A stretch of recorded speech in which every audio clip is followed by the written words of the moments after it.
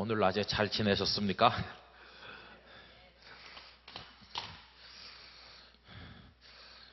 하루 잘 살면 그날 성공한 겁니다. 그죠? 여러분, 오늘 하루 잘 살면 오늘 하루 성공한 것이고, 내일 또 행복하게 살면 또 내일 성공하는 것이고, 밤에 성공하는 건 뭐겠습니까? 잘 자는 겁니다. 그죠? 잘 자면 밤에 성공하는 겁니다. 그런데 한국 사람은 밤에 안 자요. 그죠? 밤에 안 자고 성공하려고 그래요. 막 12시, 1시에도 대형마트가 문을 열고 그 밤에 물건 사러 깐난에까지 깨워가지고 오는 엄마들 보면 참 한국 사람 독합니다. 그렇게 해가지고 밤엔 자라고 하셨는데 여러분 집회 마치고 가시면 1분 안에 잠드시길 바랍니다.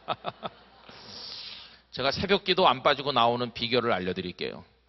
집에 가자마자 1분 안에 주무시면 되고요. 평소에는 7시에 주무시면 됩니다. 저희 교회에 새벽 기도 나올 거라고 전혀 기대하지 않은 어떤 젊은 분이 새벽 기도를 열심히 나오고 있습니다. 그래서 제가 그 아내 되는 이에게 물어봤어요. 아니 어떻게 그 남편이 요새 새벽 기도를 나오느냐고. 참 내가 사실 은근히 놀라고 있다고 그랬더니 목사님 말도 마세요. 그 사람 말이 집에 오면 저녁 먹자마자 바로 잡니다.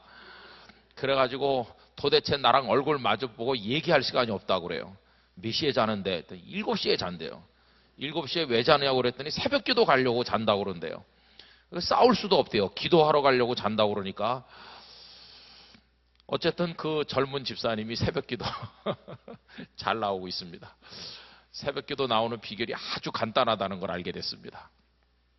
여러분, 밤에는 잘 주무시고 낮에는 열심히 활동하시고 하나님 앞에 매 순간 매 순간 감사하고 그렇게 되시기를 기원합니다. 어떤 교회가 좋은 교회일까를 많이 생각해 봅니다.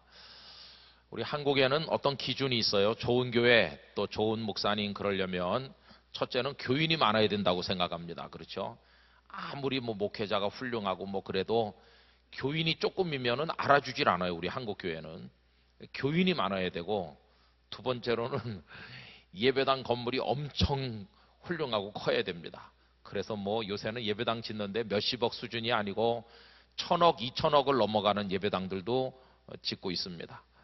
제 처남이 장로로 있는 모 교회도 3,000억을 들여서 예배당을 짓고 있으니까 좀 걱정스럽기도 하죠. 그죠? 하여튼 예배당 크고 시설 좋으면 좋은 교회라고 그러고, 근데 또 한 가지 이제 목사님이 유명하면, 목사님이 유명한 스타 목사님이 되면 그 교회 좋은 교회라고 그럽니다.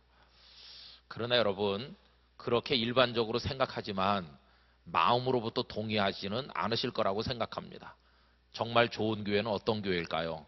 그걸 성경적으로 표현하는 방법이 여러 가지 있겠지만 저는 하나님을 진실되게 경외하는 약속의 자녀들이 소복하게 모여있는 교회가 좋은 교회인 줄로 믿습니다. 좋은 교회. 여러분, 좋은 교회는 찾아다니는 게 아닙니다. 좋은 교회는 눈물로 기도하여 가꿔서 만드는 것인 줄로 믿습니다. 그래서 교회를 구경 다니는 건 아주 심각한 겁니다. 오늘은 이곳 내일은 저곳 주복음 전하리가 아니라 오늘은 이 교회 내일은 저 교회 이러면서 교회를 구경 다니는 사람들이 있는데 그건 옳지 않습니다. 어떤 여집사님이 이 교회 저 교회 다니시다가 저희 교회에 오게 되셨는데, 그런데 또 그분은 상담까지 하고 왔습니다. 처음에는 전화로 이렇게 말씀하는 겁니다. 목사님은 저를 모르시겠지만 저는 목사님을 알고 있는데요. 그래서 왜 그러십니까? 그러니까 제가 어딘가 이사를 갔는데 친구가 있는 교회 무조건 갔습니다. 이것저것 따지지도 않고 친구가 있으니까 무조건 그 교회에 등록했습니다. 그런데 다니면서 보니까 우리 집에서 훨씬 가까운 곳에 교회가 있다는 걸 알게 됐습니다. 처음엔 왜 모르셨나요? 그 교회가 골목 안에 있어서 몰랐습니다. 1년 지난 다음에 그런 교회가 있다는 걸 알게 됐대요. 그런데요, 그래서 등록한 교회는 조금 멀리 있고 가까운 데 있는 교회, 골목 안에 있는 교회로 새벽 기도를 다니다 보니까 원래 등록한 교회는 가도 기도도 안 나오는데 골목 안에 있는 교회 가면 기도도 잘 나온다는 거예요. 그래서 고민이 됐습니다. 어떻게 할 생각이 들었겠습니까? 교회를 친구한테는 미안하지만 옮기고 싶은 생각이 드는데 목사님 의견은 어떠신지 알고 싶어서 전화했습니다. 그런 걸 왜 자꾸 물어봅니까? 본인이 알아서 하면 되지. 그래 제가 교회는 그렇게 옮겨 다니는 거 아니라고 절대 그렇게 옮겨 다니시면 안 됩니다. 이렇게 대답을 했어요. 그리고 한 2주간 지났는데 사무실에 우리 사무원 저한테 전화를 하셨어요. 목사님 손님 왔다고. 그래서 제가 내려가 보니까 어떤 여자분이 앉아 계시는데 참 이상하죠. 딱 보자마자 아 그때 전화했던 그분이구나 이렇게 감이 팍 왔어요. 그래가지고 혹시 그때 전화했던 분 아닙니까? 그러니까 어떻게 아느냐고 그래요. 근데 느낌이 그렇게 왔다고. 근데 오늘은 왜 오셨어요? 그러니까 그래서 목사님이 절대 옮기지 말라고 그래서 그렇게 하려고 그랬는데 아무리 생각해봐도 안 되겠다는 거예요. 그래서 오늘은 면전에서 직접 상담하려고 왔다는 거예요. 그러면서 하는 얘기 결론은 골목 안에 있는 교회가 저희 교회라는 거예요. 그래가지고 저희 교회로 오겠다는 거예요. 그리고 원래 다니는 그 교회는요. 원래 다니는 그 교회는 저희랑 교단은 다르지만 그 담임 목사님하고 저하고 가깝게 지내거든요. 그러니 얼마나 난감합니까? 그래서 제가 그랬습니다. 그럼 그 교회는 왜 싫고 우리 교회는 왜 좋아요? 그러니까 그 교회 안 좋은 이유를 여러 가지 얘기하는 거예요. 그러면서 우리 교회가 좋다 또 이렇게 주워 섬기시는 거예요. 그래서 제가 겁난다고 그랬습니다. 왜냐하면 오늘은 우리 교회가 좋다고 이렇게 몇 가지 얘기하지만 한 1년 있다가 또 다른 교회가 더 좋다고 그러면서 갈 거 아니냐. 난 그런 건 못 본다. 그러니까 아예 오지 말고 그 교회에 그냥 있으라. 이렇게 말씀드렸거든요. 근데 결국은 이제 그분이 우리 교회로 오게 됐어요. 오게 됐는데 그분은 워낙 맹렬 여성이기 때문에 우리 교회 오시자마자 가만히 있는 게 아니라 오자마자 팔걷어 붙이고 마치 우리 교회 30년쯤 된 사람처럼 모든 봉사에 열심히 뛰어다니는 눈에 금방 띄죠. 근데 저희 교회에서 그분 온 지 한 달 만에 바자회를 하는데 제일 열심히 나와서 봉사하는 거예요. 제가 그 목사님 보고 우리 교회 바자회 때 식사하러 오세요. 티켓을 드렸더니 그 교회 목사님 오셨거든요. 교회 마당에서 그렇게 열심히 봉사하는 그 집사님이랑 딱 마주친 거예요. 얼마나 겸연쩍고 민망하고 그렇겠습니까? 그래도 그 목사님 너그러운 분이 돼가지고 집사님 이 교회 잘 다니라고 그러면서 저보고 저도 굉장히 민망하잖아요. 꼭 교인 훔쳐온 것 같이. 그런데 그 목사님이 저보고 그러는 거예요. 그러지 않아도 내가 교회 옮기지 말라고 신방 갔었는데 이 집사님이 김은성 목사가 절대 교회 옮기면 안 된다고 몇 번을 말했다고 그러더라고. 그래 내가 목사님한테 유감이 하나도 없으니까 걱정하지 말라고 이렇게 말해주대. 근데 여러분 참 저도 목사지만 저희 교회에 오는 사람도 있지만 가는 분도 또 있어요. 그럼 왜 가십니까? 이렇게 물어보면은 누구랑 싸웠든지 다 문제가 또 있어요. 그러니까 이게 참 이게 문제가 많잖아요. 여러분 그래서 종종 그런 얘기 합니다. 좋은 교회는 찾아다니는 게 아니라 눈물로 기도해서 가꾸는 겁니다. 가꾸는 거. 어떤 연세 많으신 목사님께 젊은 사람이 찾아가서 상담했습니다. 목사님, 단여보니 다 교회가 왜 그 모양인지 모르겠어요. 그래서 정말 성경에 비추어 흠이 없는 완벽한 교회 혹시 없습니까? 목사님 좀 소개 좀 해주세요. 그러니까 목사님께서 하시는 말씀이 야 그런 교회 있으면 나 좀 소개해줘라. 그런데 그러면서 목사님께서 뭐라고 말씀하셨냐면 혹시 자네가 찾아다니다가 그런 교회를 발견하면 내가 정말 신신당부하는데 자네는 절대 그 교회 다니면 안 된다고. 그러니까 이분이 이해가 안 되잖아요. 목사님 그런 교회에 있으면은 당장 가야지. 저보고 왜 가지 말라고 그러세요. 그러니까 자네가 가는 동시에 그 교회의 완전함이 깨질 테니까 절대 가지 말라고 그러더라는 거예요. 여러분 참 세상에는 다 교회들도 많지만 그 교회들 속에 들여다보면 다 사람 모였으니까 사람도 보통 사람들 모였습니까? 다 죄인이라고 자처하는 사람들끼리 모였잖아요. 그러니 교회들이 다 문제가 있죠. 그렇지만 우리가 눈물로 기도하며 섬겨서 주님의 몸된 교회를 좋은 교회로 만들어야 되죠. 그죠? 여러분 사실 이번엔 창세기 중심으로 말씀드려서 그런데 이 집회를 하면 집회가 끝나고 났을 때 성도들 마음속에 교회에 대한 애정이 있어야 됩니다. 교회에 대한 사랑하는 마음이 생겨야 됩니다. 그래서 여러분들이 이 교회를 아끼고 사랑하는 마음이 생겨야 여기서 신앙의 승리를 거둘 수가 있습니다. 왜냐하면 여러분들 영락교회에서 영혼의 양식을 받아 잡수시고 여기서 은혜 받고 여기서 기뻐하고 여기서 훈련 받고 여기서 주님을 섬기실 거 아닙니까? 나 부흥회는 열심히 갔다 왔는데 나 교회는 싫어. 이러면 이거 아무것도 안 되는 것입니다. 아브라함과 이삭과 야곱 시대보다 우리가 100배나 행복한 몇 가지 이유가 있습니다. 첫째로 아브라함, 이삭, 야곱은 약속의 자녀이셨지만 그들은 예수님을 우리처럼 알지 못했습니다. 그렇죠? 그러나 우리는 우리를 위해 피 흘리시고 죽으시고 부활하신 예수님에 대해서 알고 하나님을 믿고 있으니까 대단한 축복을 받은 것이고요.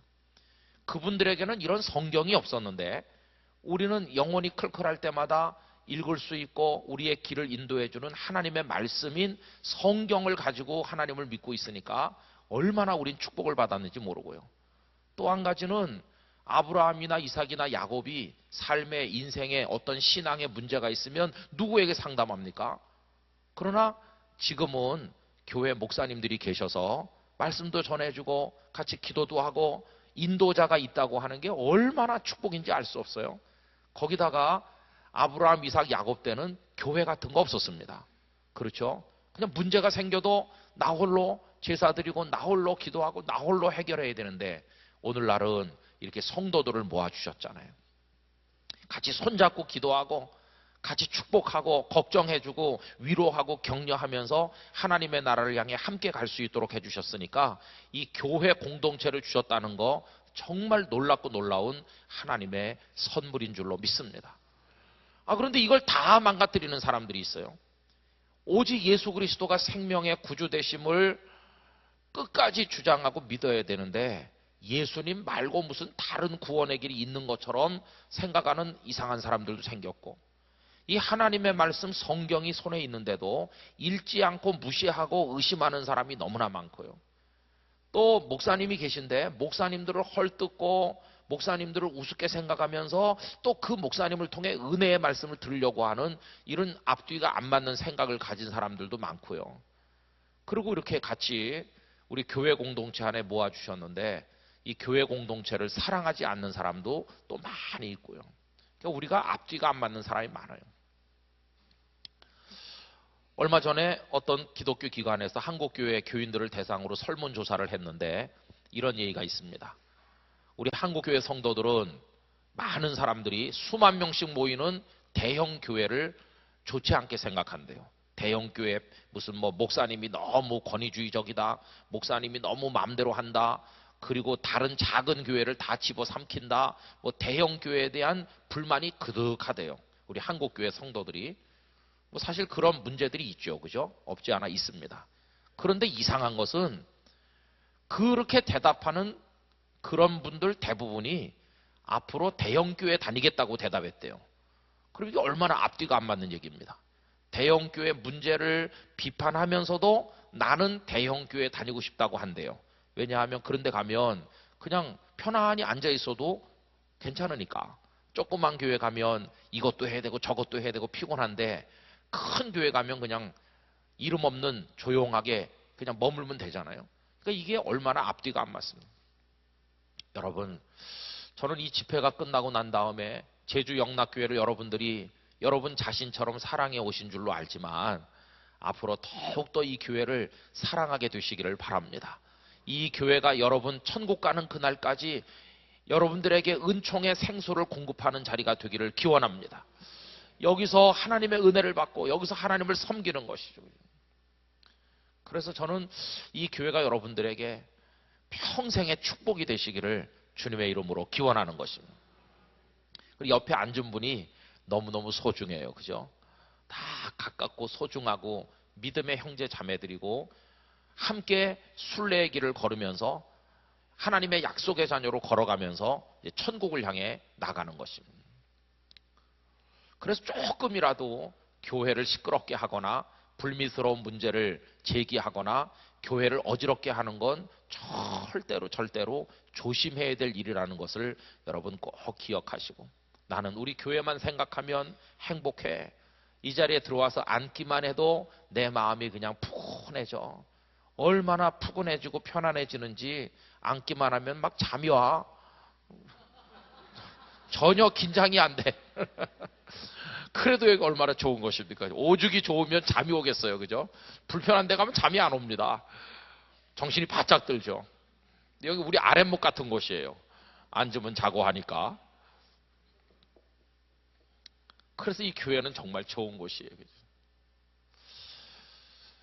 우리 제주도에서 제주 영락교회가 어머니 교회 역할을 하시고 기둥 역할을 하시고 모든 교회들의 후원자가 되고 인도자가 되고 영적 비전을 제시하는 교회가 되고 이 교회를 통해 수많은 인재들이 성장하고 많은 믿음의 아버지 어머니들이 배출되는 그런 아름다운 교회가 되시기를 주님의 이름으로 축복합니다. 여러분, 약속의 자녀는 어떻게 사는 것일까? 어제 저녁에 전체적인 개괄적인 얘기를 말씀드렸고 오늘 새벽에는 이삭의 이야기를 했습니다. 이삭은 흉년이 들었을 때 애굽으로 가야 되겠다고 생각을 했지만 하나님께서는 그냥 그대로 그랄 땅에 머물러 살라고 상식과는 정반대되는 말씀을 주셨는데 이삭은 그 말씀을 믿음으로 순종했더니 하나님께서 그에게 복을 주셨다고 했습니다. 그래서 그 이삭의 얘기를 하면서 제 간증을 조금 했습니다. 제가 알지도 못하는 부산에 와서 목회를 하게 된 이야기를 끄트머리에 조금 말씀드렸습니다. 자, 그럼 여러분, 그 이삭의 아들인 야곱은 또 어떻게 살게 됐을까요? 우리는 그 야곱의 이야기를 할 때 어디서부터 시작하게 되느냐 하면 에서하고 야곱이 쌍둥이라는 데서부터 시작하게 됩니다. 그렇죠? 그래서 야곱이 쌍둥이인데 여러 날 시차가 있거나 그런 쌍둥이가 아니고 형님의 발뒤꿈치를 잡고 나왔으니까 바로 같이 태어난 겁니다. 그러면 형이 태어난 시간하고 이 동생 야곱이 태어난 시간이 불과 몇 초 상관일 것 같아요. 그런데 그 몇 초에 먼저 나오고 나중에 태어난 순서 때문에 평생을 형은 형이 되는 거고 동생은 동생이 되는 거죠. 형과 동생이 똑같은 대접을 받는다면 아무 문제가 없겠지만 여러분들 아시는 것처럼 그 맏아들에게 돌아가는 특권이라고 하는 것이 대단한 것입니다. 그러니까 야곱은 평생 살면서 왜 나는 몇 초 늦게 태어나서 동생이 됐을까 하는 데 대한 불만 같은 것들이 대단히 많았던 것 같습니다. 여러분, 이 불만은 무엇으로 연결되느냐 하면은 욕망으로 연결되는 거죠. 어떤 욕망일까요?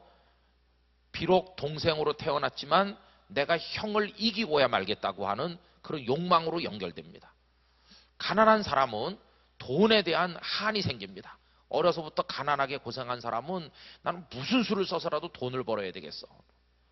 또 아버지 어머니께서도 형편이 어려우셔서 공부를 못한 그런 집안에서 태어난 아이들은 공부하는 게 막 한이 됩니다. 그렇죠? 사람은 다 자기 약점에 대해서 그거를 얻고자 하는 욕망이 반대로 생기게 돼 있습니다. 그러니까 나는 작은 아들로 태어나서 모든 게 다 형님 중심이고 나는 둘째로서 여러 가지 면에서 불이익을 받는다고 생각하니까 이 야곱은 그냥 한이 맺혀 있어요. 그래서 오죽하면 형님에게 팥죽 한 그릇을 주고 장자의 명분 내놓으라. 여러분, 이게 봉이 김선달보다 더한 사기꾼 비슷한 겁니다.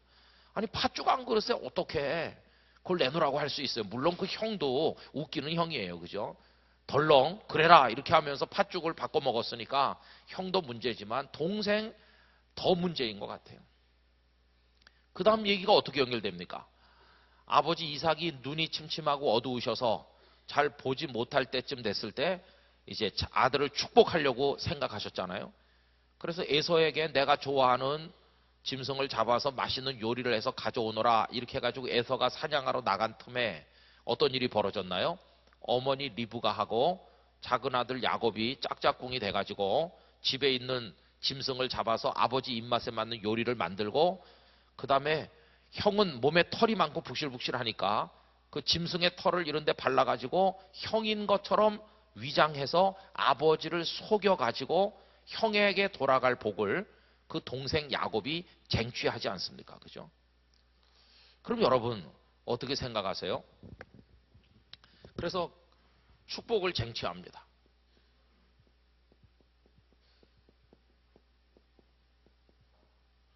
그래서 형의 몫을 자기 것으로 이제 자기 것으로 만들었습니다.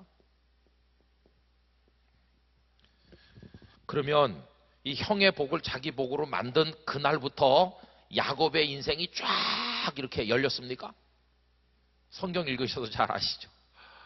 그 아버지를 속이고 복을 받은 그날부터 야곱의 인생이 막 순탄대로가 열리고 그 다음부터 만사가 형통하고 뭐든지 다 잘되고 편안하고 안락한 삶을 즐겼나요? 어떻나요? 그렇지 않습니다.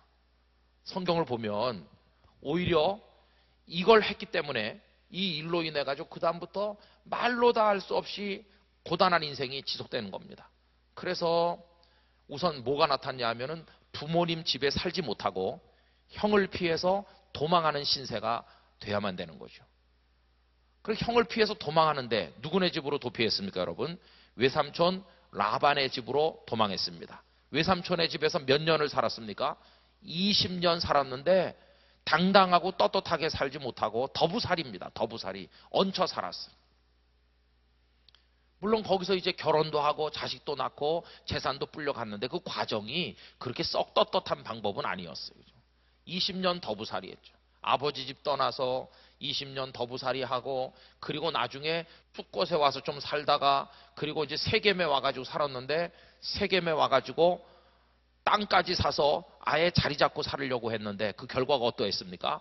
하나 있는 딸 디나가 길거리 구경하러 나갔다가 겁탈당하는 모욕적인 일이 벌어졌을 뿐만 아니라 그 여동생의 복수를 하겠다고 레위하고 시므이가 칼을 빼들고 나가 세겜성 사람들을 도륙함으로 아들들은 손에 피를 묻히는 끔찍한 살인자가 되고 그 주변 백성들이 다 분노해서 쫓아올 것을 생각하니 겁이 나서 도망치듯 그곳을 쫓겨가서 도망가는데 그래서 하나님께서 그를 다시 베델로 올라가라고 말씀하셔서 35장에 베델로 올라가서 하나님 앞에 엎드려 경배함으로써 그 모든 문제가 해소되는 그러니까 분명히 형의 복을 자기 것으로 만들어서 이젠 잘 돼야 되는데 잘 되기는커녕 엄청난 문제들이 계속 발생한 것을 볼 수 있습니다.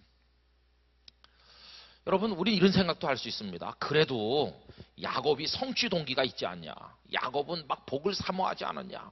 복을 받아야 되겠다. 수단 방법 가리지 않고 복을 받아야지 이렇게 해가지고 아버지를 속여가면서까지 복을 받지 않았냐. 그러니까 우리도 복에 대한 집념이 있어야 된다. 하나님 앞에 막 매달려서 복을 주세요. 이렇게 때를 써야 된다. 사모하는 자가 얻는 거다. 천국은 침노하는 자가 얻는다고 그러지 않았느냐. 이런 식으로 생각하실 수도 있어요. 그러나 여러분 우리가 착각하면 안 됩니다. 내가 복을 얻어야지 해서 얻는 것은요 복이 아닙니다. 그것은 출발이 누구로부터 시작되죠? 나로부터 시작됩니다. 내가 복을 얻어야 되겠다고 생각을 하고 내가 복을 얻으려고 계획을 세우고 내가 작전을 꾸며가지고 내 손으로 복을 과일염에 따먹듯이 딱 따가지고 내 입에 넣는 거 그건 복이 아닙니다. 여러분 복은요 위로부터 우리에게 내려오는 것입니다. 복은 하나님께서 우리에게 주시는 것입니다. 에서의 복을 야곱이 빼앗아 갔기 때문에 야곱이 복 있는 사람이 된 게 아닙니다. 성경은 분명히 뭐가 먼저라고 말했냐 하면 형과 동생이 태어나기도 전부터 하나님께서는 아우가 형보다 큰 자가 되도록 미리 다 정해 놓으셨다고 말씀하고 있습니다. 그렇게 착각하면 안 됩니다. 원래는 두 사람이 똑같았었는데 야곱이 열정이 있고 사모하기 때문에 복을 받았고 에서는 사모하지 않아서 복을 못 받았다 이렇게 해석하면 그러면 하나님이 주시는 복이 여기 대롱대롱 매달려 있고 여기서 요이 땅에 출발해가지고 누구든지 빨리 달려가서 따먹는 사람 거다 이렇게 되는 겁니다. 여러분 하나님의 복은 그렇지 않습니다. 하나님의 복은 하나님께서 주시고자 하는 자에게 주시는 줄로 믿습니다. 하나님께서 주도권을 가지고 계신 것이지 사람이 주도권을 가진 게 절대로 아닙니다. 그래서 여러분 약속의 자녀가 이 복의 문제와 관련해서 깨달아야 될 게 뭐냐 하면요 이겁니다. 이걸 구별하실 수 있어야 되는데요 어둠과 누림을 구별할 수 있게 되시기를 부탁드립니다. 어둠은 인본주의 것입니다. 내가 계획하고 내가 노력해서 내가 쟁취해서 내가 그걸 차지하겠어. 이거는 얻는 방법으로 사는 겁니다. 이건 진정한 복은 아닙니다. 그러면 하나님의 약속의 자녀가 복을 얻는 것은 어떤 방법이냐 하면은 하나님을 사모하고 바라봤더니 하나님께서 때가 됐을 때 당신의 섬세한 계획에 따라서 우리에게 주시는 것입니다. 그래서 나는 그것을 받아서 누리는 것입니다. 누리는. 얻는 사람은요, 스트레스를 많이 받습니다. 얻어야 될 텐데 해가지고 인간적인 노력을 많이 하면서 스트레스를 많이 받습니다. 그러나 누리는 사람은 마음에 평안함이 있습니다. 하나님께서 다 내게 주실 줄로 믿습니다. 이렇게 하고 있습니다. 이 사람은 억지로 되게 하고 이 사람은 순리대로 됩니다. 이 차이가 엄청난 것입니다. 나중에 제가 조금 더 이것에 관해서 말씀을 드릴 텐데요. 얻으려고 하다가 실패한 사람을 제가 예를 한번 들어보겠습니다. 여러분 어딜 보시느냐 하면요, 창세기 우리 32장 말씀으로 넘어가실까요? 32장에 보면 이제 야곱이 형네 집에 가서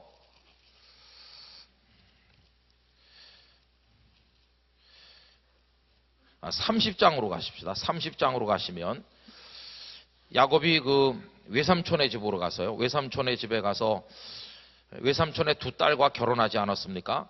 그런데 외삼촌의 두 딸은 라헬과 레아죠. 하나 여쭤보겠습니다. 야곱이 원래 누구랑 결혼하길 원했습니까? 라헬과 결혼하길 원했습니다. 그렇죠. 왜냐하면 라헬은 예쁘게 생겼거든요. 보면 참 예쁘게 생긴 여자는 태어날 때부터 유리해요. 그죠? 그런데 좀 자유분방하게 태어나면 곤란해요. 이게 좀 무질서해가지고 약간 코가 너무 크던지 낮든지 각도가 조금, 이게 참 별거 아닌데 입술 예쁜 사람하고 입술 튀어난 사람하고 한 5cm 차이 나는 게 아니고 불과 0. 한 몇 미리 차이 나는데도 이게 참 이상한 겁니다. 그죠? 얼굴이라는 게. 눈 따로 떼서 보면 눈이 예쁘고 코 따로 떼보면 잘생겼고 입도 잘생겼는데 갖다 붙여놓으면 이상하게 안 어울리고 그래요. 사람 얼굴이 참 희한해요. 그죠? 어쨌든 참 어려운 겁니다. 이게. 그래 라헬에게 홀딱 반했어요. 첫눈에 홀딱 반했어요. 그런데 7년 동안 일해드리고 7년 만에 결혼잔치 하는데 첫날 밤에 그 신혼방에 들어온 사람 누가 들어왔습니까? 그렇죠. 그 참 이 라반도 대단한 사람이에요. 그죠? 어떻게 이걸 또 속여 먹을 수가 있습니까? 한 10여 년 전에 제가 이제 월요일 날인데 비가 주룩주룩 오는 날입니다. 그래서 집에 오래간만에 시간이 있어서 집에서 편안하게 쉬고 있는데요. 오후 한 4시나 좀 넘어가지고 전화가 왔습니다. 보니까 부산에 부산 장신대학교라고 있는데 그 학교를 운영하시는 목사님이 전화를 하셨어요. 아, 목사님 마침 집에 있었네요. 그래서 왜 그러세요? 그러니까 빨리 지금 옷 입고 좀 오라는 거예요. 그래서 이 밤에 비도 주룩주룩 오고 벌써 4시 넘어서 조금 있으면 나 쉬다 자려고 그러는데 벌써 해가 껌껌하고 하늘이 새카맣고 비가 많이 와요. 꼼짝도 하기 싫다고 그렇게 얘기했어요. 그랬더니 빨리 와야 된다는 겁니다. 그래서 왜 그러십니까? 하니까 그 신학생들 전체가 어느 기도원에 들어가서 그 월요일부터 수요일까지 사경회를 하기로 돼 있습니다. 신학생들 전부 사경회 하러 올라갔어요. 그런데 왜 저를 오라고 합니까? 그랬더니 악천후로 인해서 비행기가 뜨지를 못해가지고 서울서 오시기로 한 유명 강사가 결국은 못 오시는 걸로 됐다는 거예요. 그러니까 사경회는 하긴 해야 되겠고 강사는 안 오니까 김 목사가 마침 집에 있으니까 오늘 저녁부터 수요일까지 사경회를 와서 때우라는 겁니다. 그래서 제가 가서 학생들에게 그날 저녁에 아무 준비도 없이 가가지고 이렇게 말했습니다. 여러분들은 라헬이 오기를 기다렸지만 레아가 왔다.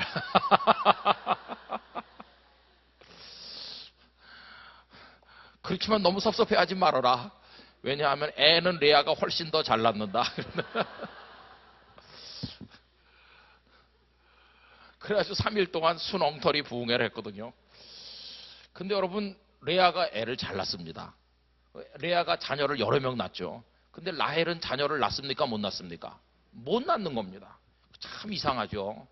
하나님 정말 공평하신 하나님이신 것 같아요. 공평하신 하나님이 이때도 공평하신 것 같아요.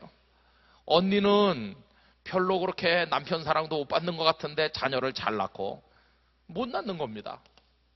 그러니까 라헬이 나중에는요 막 화가 났어요. 그래가지고 남편에게 가서 막 소리를 막 지릅니다. 아이를 낳게 하라 막 이렇게. 그러니까 데모는 그때부터 시작된 것 같아요. 피켓 써가지고 아이를 낳게 하라 이렇게. 그러니까 야곱도 화가 났어요. 내가 하나님이냐고 이렇게 했습니다. 근데 하나님께서 불쌍히 여기셔서, 여러분 참 이 대목이 중요한데요. 그래서 라헬이 아이를 하나 낳습니다. 그 아이의 이름이 뭡니까 여러분? 그렇죠, 요셉이죠.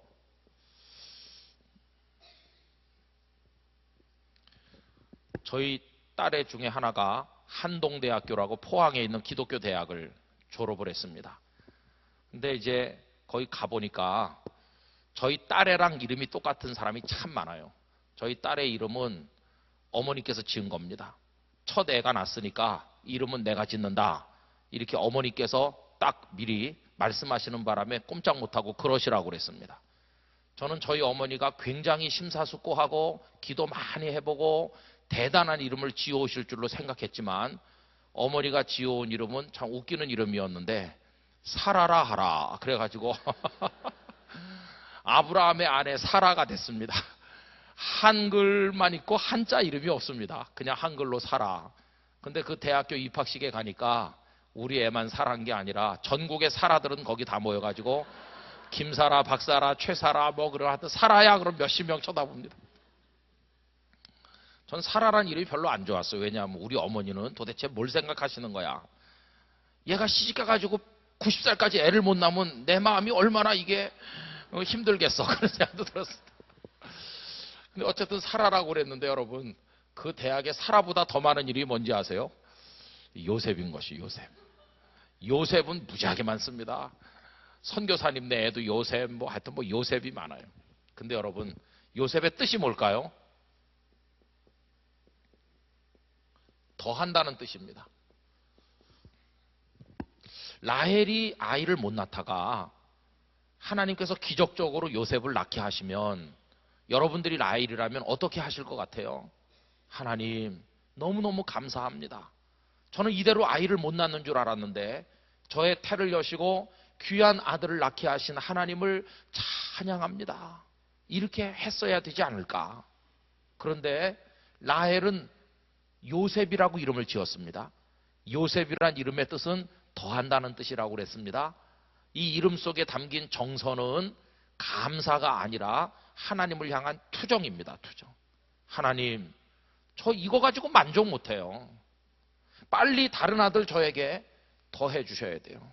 저 이거 요셉 가지고 만족 못해요. 겨우 하나 가지고 제가 어떻게 만족하겠습니까? 다른 아들을 더 주시고 더 주시고 더 주셔서 빨리 제 마음에 한이 풀리게 해주세요. 감사는 없고 그런 투정만 있는 겁니다. 여러분, 그래서 하나님께서 요셉 외에 어떤 아들을 하나 더 해주셨죠. 그죠? 그게 누굽니까? 그게 베냐민이죠. 그런데 참 중요한 게 있습니다. 베냐민을 더해주긴 하셨는데 이 라헬이 베냐민을 얻기는 얻었죠.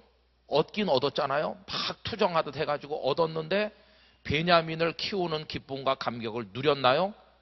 누리지는 못하는 거죠. 어떻게 됐나요? 베냐민을 낳다가 난산해가지고 그래서 거기서 죽게 됩니다. 이 얼마나 기가 막힌 일입니까?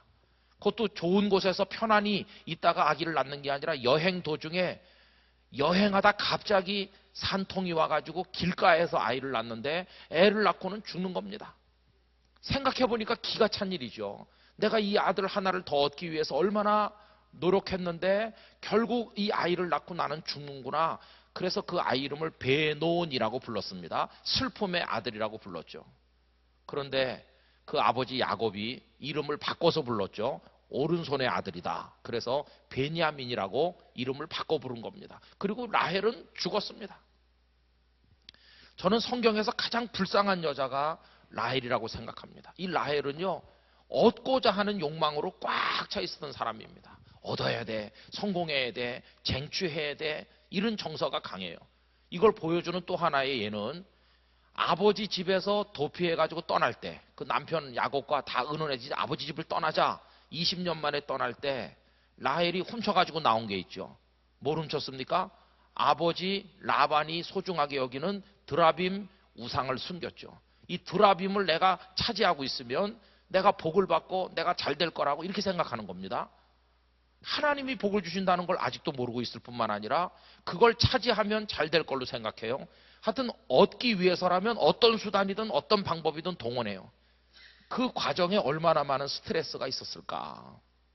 그리고 결국은 얻은 것 같은데 누리지는 못하고 베냐민을 낳긴 낳지만 그만 죽고 말았으니 이 세상에 가장 불쌍한 여인 중에 하나가 됐어요. 예쁘고 아름다운 여인이었으나 그 마음은 너무나 초췌해져 있다는 걸 알 수 있어요. 그래서 여러분 깨닫는 게 뭐냐 하면 얻고자 해서 얻는 것은 복이 아니라는 것이 누릴 수 있어야 복인 줄로 믿습니다. 누릴 수 있는 게 복인 것이 얻으면 뭐해요? 누리지 못하는데 말이죠. 저는 우리 영락교회 성도들께서 하나님께서 내려주시는 것을 순리적으로 받아 다 누리게 되시기를 원합니다. 건강도 그런 것 같습니다. 보약 사 먹고 새벽부터 조깅하고 그 다음에 헬스에 가가지고 곧 쓰러질 것 같은데도 계속 뛰고 그런 사람이 있습니다. 전에 저희 교회 장로님께서 헬스장을 여시고 저에게 티켓을 거저 주셔서 한번 가봤어요. 가보니까 장로님한테 안 가면 미안해서 제가 계속 갔습니다. 시간 내가지고 갔더니 저는 가서 뭐 한 30분 자전거도 타고 뭐 그거 이렇게 걷는 것도 좀 하다가 그냥 오는데 제가 가기 전부터 뛰고 있는 분이 제가 목욕하고 나올 때도 아직도 뛰고 있어요. 그 아주머니. 그 아주머니 곧 죽을 것 같아요. 살도 하나도 없는데 한 맺힌 사람같이. 그거 없었으면 이 세상을 무슨 맛으로 살았을지 참 불쌍해요. 얼마나 스트레스 받는지 몰라요. 그래가지고 또 집에 가서 또 마늘즙 마시고 그 다음에 또 무슨 또 양파즙도 먹고 그 다음에 미나리즙도 먹고 민들레 씨도 볶아 먹고 다 먹고 좋은 거 다 먹고 그래도 오래 못 사는 사람 많아요. 그런데 별로 뭐 좋은 거 먹은 것도 없는 것 같고 그냥 되는 대로 먹고 그렇게 살아도 오래 사는 사람도 있어요. 여러분 생명이야말로 내가 얻는 게 아니라 하나님 주셔서 누리는 겁니다. 그거 아시죠? 이게 진짜 복이에요. 그러니까 약속의 자는 어떻게 살아야 될까요? 얻고자 하는 모습을 다 내려놓고 하나님이 주시면 내가 누리지. 이게 약속의 자녀가 살아가는 방식이에요. 형님에게 돌아갈 복을 쟁취했는데 그에게 온 거는 기쁨이나 평안한 삶이 아니었어요. 형에게 쫓겨서 외삼촌 집에 가고 더부살이 하다가 그냥 고통받다가 나중에 딸이 겁탈당하고 아들들은 살인자가 되고 이게 무슨 복받은 사람의 삶이 이렇습니까? 여러분 야곱의 인생은요 복을 받은 것 같은데 누리는 건 없는 것이에요. 누리는 거예요. 그 외삼촌의 재산이 탐이 나서 어룽지고 알록진 건 전부 내 거다. 소떼 양떼 전부 다. 이렇게 해서 한 마리 두 마리 모아드릴 때 그게 순리적으로 얻는 것입니까? 그 마음에 기쁨과 감사가 있었을까요? 그냥 독을 품고 한 마리라도 더 내 걸 만들겠다고 하는 왜 이렇게 사는지 모르겠어요. 그죠? 야곱의 인생은 참 고단하고 파란만장한 인생이었다는 것을 알 수 있어요. 그래서 하나님께서 상징적으로 그에게 교훈하는 게 있습니다. 약속의 자녀는 그렇게 아웅다웅 사는 게 아니다 하는 것을 보여주는 사건이 있죠. 그게 바로 오늘 읽은 본문 말씀입니다. 여러분 오늘 읽은 본문은 참 기가 막힌 말씀입니다. 멋진 말씀이죠. 야곱이 이제 가다가 어느 사람 없는 들판에서 해가 져서 노숙을 이제 하시게 된 거죠. 그래서 야곱이 여기 이렇게 누워 있습니다. 누워서 이렇게 노숙을 하고 있어요. 여기다가 돌멩이 하나 갖다 베고 돌베개를 하고 아까 불렀던 찬송 그대로 이렇게 자고 있는 거죠. 하늘에 총총 별이 떠 있고 그러면서 인적이 끊어진 들판에 홀로 있습니다. 복을 받은 사람인데 고독하고 복을 받은 사람인데 돌베개를 해야 되고 복을 얻었다고 생각하는데 인생이 너무 고단해요. 노숙자의 모습처럼 살고 있는 사람 얼마나 많은지 몰라요. 복을 얻은 것 같은데 인생은 그래요. 여러분 지금 누워서 자죠. 여기 아주 중요한 신학적인 메시지가 있는데 잔다 하는 것이죠. 이 잠이라는 걸 우린 잘 생각해야 됩니다. 성경에서 잠은 무엇과 동의어인가 하면 죽음과 동의어입니다. 죽음. 두 가지 예만 말씀드려 보겠습니다. 첫째는 예수님께서 회당장 야이로의 딸이 죽었죠. 그죠? 그래서 사람들이 막 울고불고 난리가 났는데 예수님께서 그의 집에 가셔서 그 떠들고 울고불고 하는 사람들에게 뭐라고 하셨습니까? 아이가 잔다라고 하셨죠. 여러분, 분명히 죽어 있습니다. 그렇죠? 죽었는데 예수님은 그걸 잠이라고 표현하셨습니다. 죽음이 곧 잠이라는 것을 알 수 있어요. 또 한 가지 예를 들면 나사로가 병이 들었다고 하면서 마르다와 마리아 이 자매가 예수님께 사람을 보냈어요. 빨리 좀 와주세요. 근데 예수님께서 시간을 끌면서 빨리 가시지를 않으시는 동안에 이 나사로가 세상을 떠났습니다. 그랬더니 예수님께서 그걸 아시고 둘러서 있는 제자들에게 말씀하시기를 우리 친구 나사로가 잠들었도다 이렇게 말씀하니까 제자들은 깨닫지를 못해가지고 잠들었으면 깨겠나이다 이렇게 하니까 예수님께서 분명히 말씀했습니다. 나사로가 죽었느니라. 여러분, 거기도 잠하고 죽음이 동의어입니다. 그럼 보십시오. 자고 있지 않습니까? 야곱이. 이거는 이 동의어를 적용해서 생각하면 지금 야곱이 어떻게 된 겁니까? 죽은 겁니다. 야곱이 죽어 있는 것이라고요. 아무것도 할 수 없는 상황에서 잠든 건 곧 죽은 겁니다. 세상에서 가장 무능한 존재가 죽은 자입니다. 죽은 자는 말도 없습니다. 죽은 자는 움직임도 없습니다. 그래서 공동묘지는 언제나 조용합니다. 공동묘지는 앉아서 뭐 얘기하고 떠들고 그런 게 없습니다. 거기 계속 새신자가 입주합니다. 새 가족이 계속 등록하고. 그러나 조용합니다. 후안 까를로스 오르티지 목사님이 진정한 부흥에 대해서 얘기하면서 숫자만 늘어난다고 부흥이냐? 이렇게 반문하시면서 그 예를 들고 있는 게 공동묘지입니다. 공동묘지는 숫자가 꾸준히 늘어나지만 아무도 그걸 부흥한다고 얘기하지 않는다. 교회도 숫자만 늘어나지만 수는 늘어나도 다 죽은 사람만 늘어나면 그건 부흥이 아니다. 그런 말씀하고 계시거든요. 지금 여기 야곱이 죽어 있는 것과 같아요. 그러면 아무것도 할 수 없잖아요. 절대 무능이죠. 절대 무능. 그런데 그날 밤에 무슨 일이 벌어졌습니까? 이제 말씀드리는 거는 그 유명한 아우구스티누스, 기독교 2000년 역사의 가장 위대한 인물 중에 하나라고 하는 어거스틴으로 알려진 그분께서 말씀하신 내용입니다. 여기 이렇게 야곱이 누워있다. 그런데 그날 밤에 무슨 사건이 벌어졌나요? 그가 자고 있는 동안에 하늘에서 뭐가 내려왔습니까? 사다리가 내려오죠. 이 어거스틴은 이 말씀을 깊이 묵상하면서 이렇게 얘기했습니다. 중요한 메시지가 있다는 겁니다. 첫째, 여기는 하나님께서 계신 곳인데 하나님께서 계신 곳이고 은혜가 있는 곳이고 복이 있는 곳이고 그런 곳인데 사람이 사다리를 세워서 올라가는 게 아니라 사다리가 위에서 아래로 하나님으로부터 인간들에게로 내려온다는 것입니다. 여러분, 이 사다리를 이름을 붙인다면 은총의 사다리라고 말할 수 있습니다. 은총의 사다리.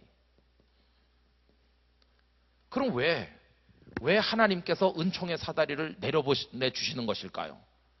그 대답은 너무 간단합니다. 사람이 절대 무능하기 때문에 자기 힘으로 사다리를 세워서 올라갈 수 없다는 것을 하나님께서 너무너무 잘 알고 계시기 때문에 하나님 편에서 사다리를 내려보내 주신다는 겁니다. 여러분, 저는 여러분 한 분 한 분에게도 이 은총의 사다리가 내려오게 되시기를 기원합니다. 내가 아무리 올라가려고 해도 못하지만 하나님께서 나에게 이 은총의 사다리를 내려보내 주신다면, 그 다음에 두 번째 뭘 또 얘기했냐 하면은 사다리를 내려보내 주시면서 하나님께서 야곱을 깨우셨냐? 깨우지 않았다는 것입니다. 야곱아, 빨리 깨라. 내가 사다리 내려보내 줬으니까 빨리 올라와. 빨리 올라와서 만나보자. 이렇게 그로하여금 올라오게 하시지 않으셨다는 겁니다. 여러분, 우리 인간의 세상으로부터 하나님까지 거리가 너무 멀기 때문에 아무리 사다리를 내려보내 주셔도 사람의 힘으로 올라갈 수 있는 사람은 한 사람도 없음을 아시기 때문에 누굴 내려보내 주셨나요? 하나님의 사자 천사가 내리락 오르락 한다는 것입니다. 그러면서 그 어거스틴은 이 모습을 통해서 그리스도인이 살아가는 구조가 이 속에 다 들어있다고 얘기합니다. 여러분, 이게 납니다. 나는 지금 자고 있습니다. 나는 죽은 자와 같아요. 나는 절대 무능해요. 내 힘으로 구원받을 수 없습니다. 내 힘으로 성공할 수 없습니다. 내 힘으로 복을 얻을 수 없습니다. 내 힘으로 평안을 얻을 수도 없습니다. 내 힘으로 기쁨의 삶을 살 수도 없습니다. 그런데 하나님께서 위로부터 내게 기쁨도 은혜도 구원도 평강도 다 내려보내 주십니다. 할렐루야. 이게 복음의 기본 구조라고 하는 것입니다. 그래서 약속의 자녀는 어떻게 하고 있냐 하면은 하나님께 맡기고 있다는 것입니다. 무엇을? 하나님께서 내려보내 주시기를. 내가 쟁취했다고 내 거가 되는 게 아니라 하나님께서 나에게 은혜를 베푸셔야 된다는 걸 알고 그 하나님을 바라보는 것이 약속의 자녀가 살아가는 방식이라는 것입니다. 그런데 여러분, 우리는 하나님 앞에 기도는 합니다. 내 인생을 아버지께 맡깁니다. 나의 미래를 아버지께 맡깁니다. 인도해 주십시오. 기도는 하지만 기도는 그렇게 했고 그 다음부터는 다 누구 중심으로 합니까? 내가 알아서 합니다. 내가 알아서. 내가 계획도 세우고 내가 노력도 하고 내가 다 합니다. 내가. 그래서 사다리를 내가 세웁니다. 그래서 이렇게 하는 것은 인본주의적입니다. 그렇죠? 그러나 여기 28장에서 하나님께서 보여주시는 것은 하나님의 방식입니다. 사다리도 보내주시고 하나님의 사자도 보내주시고 거기다가 말씀도 주시지 않습니까? 말씀. 여러분, 오늘 본문으로 다시 한번 와보시면 무슨 말씀을 주십니까? 그때 야곱에게 아주 절실했던 말씀을 주시는 것이죠. 13절 말씀 보시면 또 본즉 여호와께서 그 위에 서서 이르시되 나는 여호와니 너의 조부 아브라함의 하나님이요 이삭의 하나님이라. 내가 누워있는 땅을 내가 너와 네 자손에게 주리니 네 자손이 땅에 티끌같이 되어 네가 서쪽과 동쪽과 북쪽과 남쪽으로 퍼져나갈지며 땅의 모든 족속이 너와 네 자손으로 말미암아 복을 받으리라. 이것도 놀라운 말씀인데요. 그 다음에 진짜 그가 듣고 싶은 말씀을 합니다. 첫째, 내가 너와 함께 있어. 할렐루야. 야, 그 들판에 너 혼자 있는 거 아니다. 내가 너랑 같이 있다. 같이 있어. 여러분, 이게 얼마나 놀랍습니까? 이거 하나만 발견해도 우리는 성공하는 사람이 된 겁니다. 그죠? 내 곁에 하나님이 같이 계시다. 여러분, 저는 언제부턴지 이런 은혜를 받게 됐는데요. 주일날 설교하러 이렇게 강단에 올라가잖아요. 그러면 주님이 여기 계신 것 같은 느낌을 받는 날이 많습니다. 주님이 여기 계시다. 여기서 내 대신 말씀하고 계시다. 입으로 소리는 내 입에서 나오는 것 같지만 사실은 주님께서 말씀하고 계시다. 주님이 여기 계신 게 아니라 내 속에 계시다. 그런 감동이 강하게 느껴지는 주일날이 있습니다. 얼마나 감사한지 모릅니다. 주님이 내 속에서 말씀하시다니 얼마나 감사한가. 여러분들이 머무시는 가정, 핸들을 잡고 운전하시는 시간, 그리고 여러분들이 땀 흘려 수고하시는 일터, 우리 자녀들이 공부하는 학교, 우리들이 있는 모든 곳에 우리 주님께서 함께 계시는 줄로 믿습니다. 내가 함께 있겠다. 그리고 지켜준다고 말씀하시죠. 15절 말씀 계속 보면 내가 너를 어디로 가든지 너를 지키며 너를 이끌어 이 땅으로 돌아오게 할지라. 지금 내가 네게 허락한 것을 다 이루기까지 너를 떠나지 않겠다. 이렇게 떠나지 않고 늘 함께하고 지켜주겠다고 약속하셨습니다.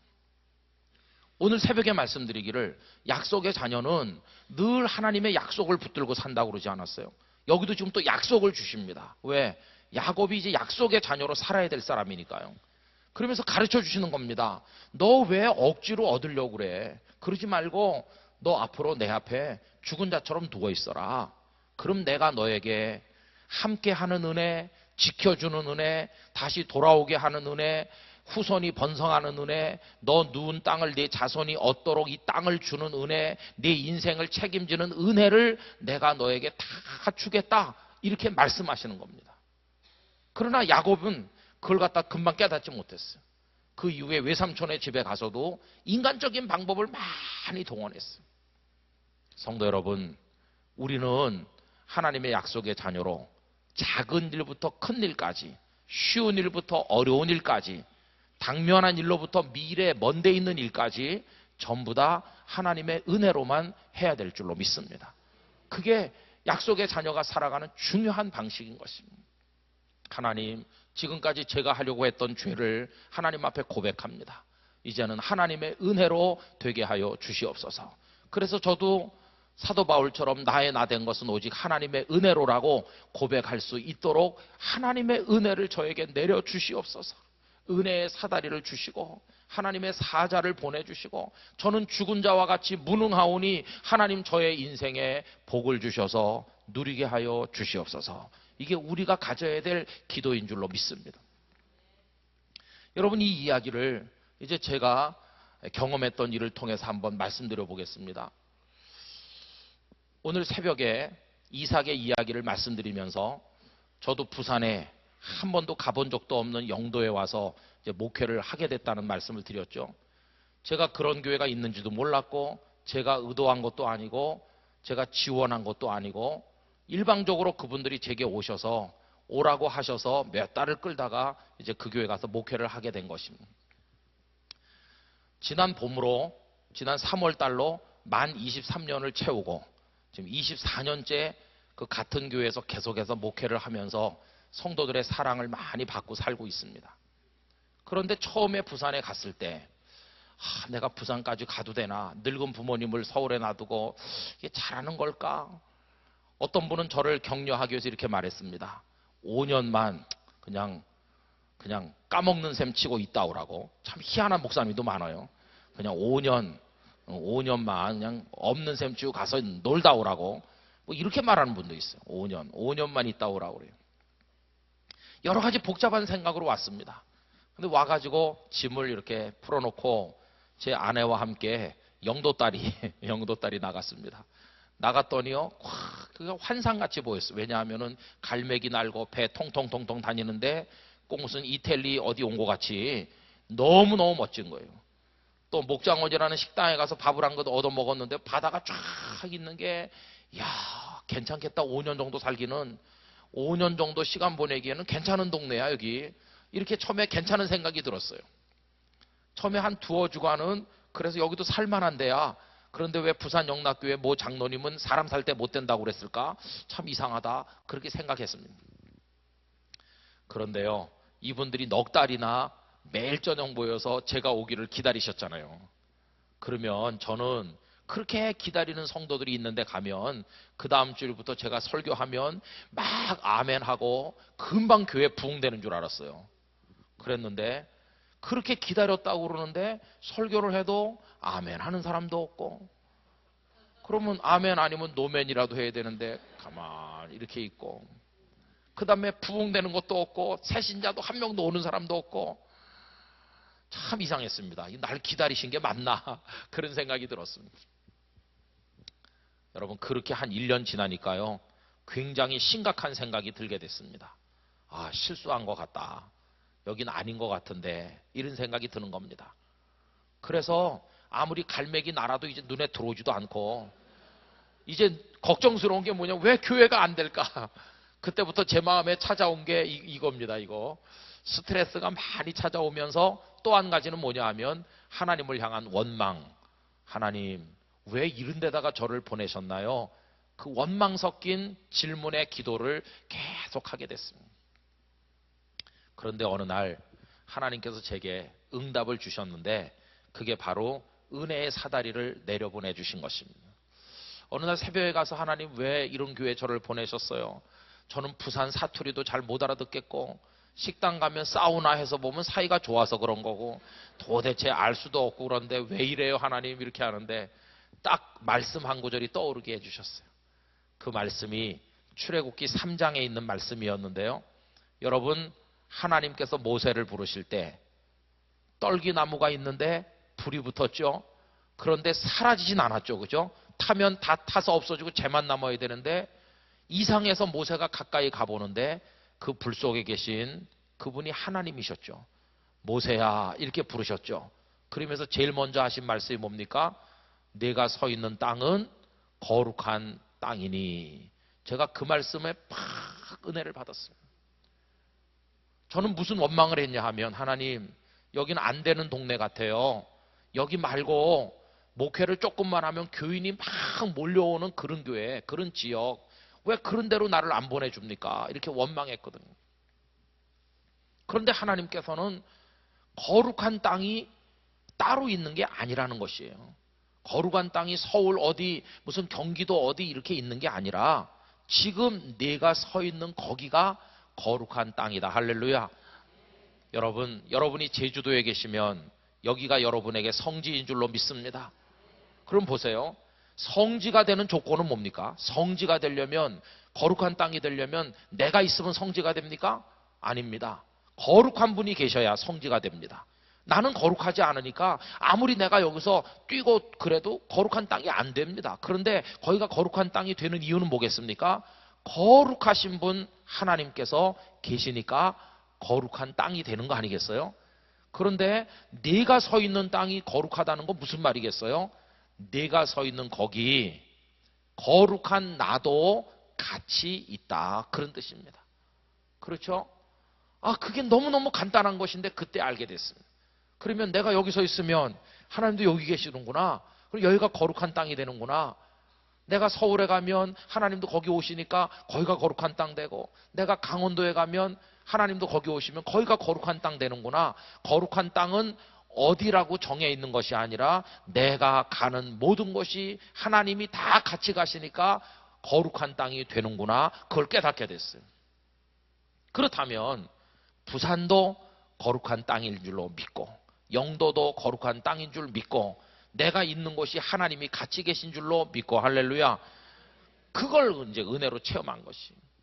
여러분, 이 야곱이 잠들기 전에 무슨 생각했나요? 이 벌판에 나 홀로 있구나, 이렇게 생각했는데 비로소 뭘 깨달았습니까?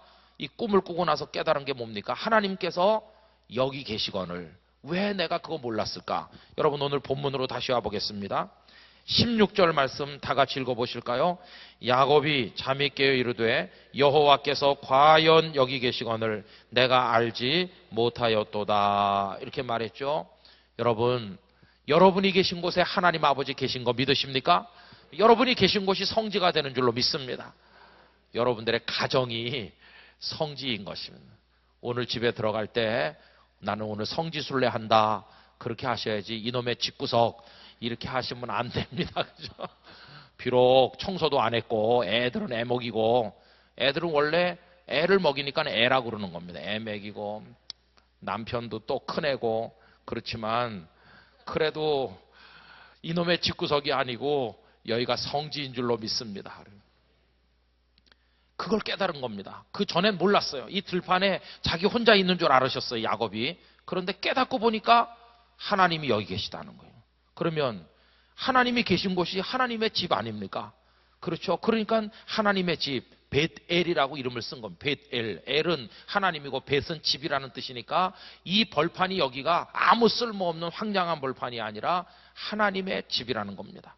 그런데 이 집은 이동식 집입니다. 고정된 집이 아니고요. 여러분, 베델만 하나님의 집이면, 그러면 야곱이 베델에서 딴 데로 가면 하나님은 안 따라오십니까? 잘 갔다 와라, 난 우리 집에 계속 있을게, 그러십니까? 아닙니다. 하나님도 야곱과 계속 같이 가시니까 베델은 딱 한 군데 고정된 곳이 아니라 하나님의 사람이 있는 모든 곳이 다 베델이 되는 줄로 믿습니다. 하나님은 늘 같이 계시는 것이. 같이 계실 뿐만 아니라 뭘 주신다고요? 복을 주셔서 누리게 하신다는 것이. 전에는 막 얻으려고 노력하고 스트레스 받고 그래도 얻어도 누리지도 못하고 고통받고 그랬는데 이제는 하나님 쪽에서 내려보내주시고 하나님 쪽에서 지켜주시고 다 같이 해주신다. 그래서 제가 그 깨달음을 받고 하나님께 얼마나 감사했는지 모르고, 그 다음부터 제가 부산에 온 것에 대해서 요만큼도 하나님 앞에 불평하거나 원망하지 않게 됐습니다. 어디든지 성지인 줄로 믿습니다. 그 은혜가 굉장히 큰 은혜였습니다. 근데 두 번째 받은 은혜가 이겁니다. 하나님, 그런데 왜 안 될까요? 왜 새신자도 안 오고 왜 교회도 힘이 없고 왜 이렇게 그럴까요? 이게 또 스트레스 아니었어요. 그런데 목사님들을 대상으로 하는 어느 수련회 갔습니다. 목사님들이 2,000명 정도 와가지고 그 수양관을 가득히 채우고 새벽 5시부터 밤 9시까지 말씀을 듣고 기도하는데 막 초교파적으로 모여가지고 막 하는데 개척교회 목사님도 있고 큰 교회 목사님도 있고 거기 가면은 매트리스를 쫙 깔고 한 방에 150명, 200명씩 주무시면서 마치 옛날에 중고등학생들 수련회 갔던 기분으로 그렇게 하는 겁니다. 뭐 호텔에서 편안하게 그런 게 아니고 그냥 가서 초심으로 돌아가서 목사님들이 눈물로 기도하고 그래요. 거기가 좋아서 십몇 년 동안을 매년 갔습니다. 매년. 거기 가서 보면은 우리나라에 훌륭한 목사님들이 오셔서 시간 말씀도 가르치고 설교는 이렇게 하는 거다. 목회 철학은 이런 거다. 교회는 이런 거다. 이렇게 간증도 하시고 말씀하는데 한국교회 대표하는 분들이 매일 오시는 거예요. 하루에 여러 강좌를 하는데 시간마다 계속 강사가 바뀌고 유명한 분들도 거기서 많이 만났습니다. 야, 저분들은 어떻게 저렇게 잘하실까? 저분이 읽는 성경도 대한성서공에서 나온 거고 내가 읽는 것도 대한성서공에서 나온 건데 저분 성경에는 글씨가 더 많이 써 있나? 그런 생각이 드는 겁니다. 제가 그때 참 놀라운 깨달음을 가졌습니다. 그 이전에는요, 교인들을 많이 원망했습니다. 내가 이렇게 설교 준비를 열심히 하는데도 이 아무개 집사님은 별것도 아닌데 핑계대고 오늘 또 교회를 안 오고 이럴 수가 있나? 이렇게 오지 않은 교인들에 대한 원망이 있었습니다. 그런데 그 수련회 갔다 온 다음에는 우리 교회 교인들이 불쌍하다는 생각이 들었습니다. 저 목사님 교회 교인들은 참 잘된 밥을 드시는데 우리 교회 교인들은 익담한 거, 너무 탄 거, 3층 밥 매주 그런 것만 먹으니 소화불량 안 생기고 그래도 살아있는 게 기적이다. 그런 생각이 들면서 와 있는 교인들이 고마운 생각이 들기 시작했습니다. 완전히 바뀌었습니다. 전에는 안 온 사람만 보이더니 이제는 와서 앉아 계신 분이 너무 고맙고, 그래서 전에는 졸면 미워했는데 이제 주무셔도 너무 반갑고 그랬습니다. 하나님께서 제 마음에 야, 너 같으면 그거 설교 듣겠다고 오겠냐? 그거 뭐 양산에서 1시간 반씩 운전해서 안 갈 텐데요. 그거 봐라. 그러니까 온다는 게 기적이다. 오는 성도를 너 귀하게 여겨라. 생각을 바꿔주셨어요. 그래서 하나님께 또 물어봤어요. 그럼 하나님, 맨날 선밥에 탄밥에 이런 것만 하는데 어떻게 하면 제가 은혜를 끼칠 수가 있겠습니까? 이렇게 또 물어봤어요. 그랬더니 하나님 제 마음속에 아주 중요한 거 알려주셨어요. 너 지금까지 은혜를 네가 끼치려고 하니까 스트레스 받는 거다. 은혜는 네가 어디서 만들어 가지고 와서 예배 시간에 설교 시간에 이렇게 뿌려주는 게 아니다. 은혜는 내가 주는 거다. 내가 주는데 왜 네가 주려고 그러느냐. 내가 그래서 매주일 은혜 주려고 가지고 왔다가 네가 준다고 그래서 그동안 구경만 했다. 뭘 주나 하고 그런데 맨날 빈손만 뿌리면서 뭘 줘. 그런 느낌을 저에게 주시는 것이에요. 매주 은혜는 내가 줄 테니까 너는 그냥 구경만 해요. 구경. 제발 좀 가만히 좀 있어라. 그럼 내가 준다. 여러분, 이게 저에게는 아주 전환점이었습니다. 전환점. 그럼 하나님, 저는 뭐 해요? 주일날 제가 은혜를 끼치는 게 아니면 저는 뭐 합니까? 이놈아, 너는 은혜를 끼치는 사람이 아니라 은혜를 받을 사람이지. 너는 왜 은혜를 끼치려고 하느냐? 넌 은혜를 받아야 될 사람이지. 은혜를 받아야 될 사람. 저는 그 이전에는요, 예배를 인도하고 이렇게 할 때, 요새는 부목사님이 인도하시지만 전에는 제가 모든 걸 다 했습니다. 찬송도 막 힘있게 부르고 막 제가 열심히 하고 그러면 은혜가 되는 줄 생각했습니다. 근데 그게 아니었습니다. 아, 그렇구나. 예배를 통해서 은혜를 끼치려는 목사가 되지 말고 은혜를 받는 목사가 돼야 되겠구나. 그래서 전에부터 그렇게 했던 걸 바꿨습니다. 기도를요. 하나님, 오늘도 주일이 옵니다. 주일 새벽입니다. 오늘 제가 큰 은혜 받게 될 줄로 믿습니다. 제가 훌륭한 예배자 먼저 돼서 하나님의 은혜가 제가 먼저 듬뿍 받게 해주세요. 제가 먼저 행복한 예배자가 되게 해주시기를 원합니다. 생각을 바꿨어요. 그리고 이제 제가 설교 시간이 될 때까지 뒤에서 기다리고 있으면 그 시간이 너무나 감사해요. 우리 친구 목사님은 목회하다가 교회가 시끄러워서 그냥 나와서 1년째 목회도 못하는데 나는 저기서 기다리다가 계단 3개를 올라가면 이제 설교단이 되거든요. 밑에 있다가 3계단 올라옵니다. 저 3계단을 올라가는 영광이 이게 얼마나 놀라운 영광인가. 하나님 너무너무 감사합니다. 설교 시간이 즐겁고 은혜를 받는 시간이고 은혜를 끼치는 게 아니라 내가 먼저 은혜 받고 이게 바뀌니까 전에는 예배 여러 번 드리고 저녁 때 되면 파김치가 됐는데 이젠 주일날 행복하게 됐습니다. 스트레스 같은 거 안 받게 됐습니다. 오늘 교인이 얼마나 많이 오셨는지 적게 오셨는지 그런 걸 생각하지 않게 됐습니다. 근데 참 이상한 것은 제가 먼저 은혜를 받고 제가 먼저 행복하게 되니까 그때부터 교인들이 조금씩 늘어나기 시작했습니다. 여러분 정말 이상한 거였어요. 제가 뿌릴 때는요 아무것도 없고 빈손으로만 일했는데 제가 가만히 있으니까 하나님께서 성도들의 영혼에 은혜를 다 이렇게 심어주시는 걸 알게 됐습니다. 여러분 누가 하신다고요? 하나님께서 은혜를 주시는 것이.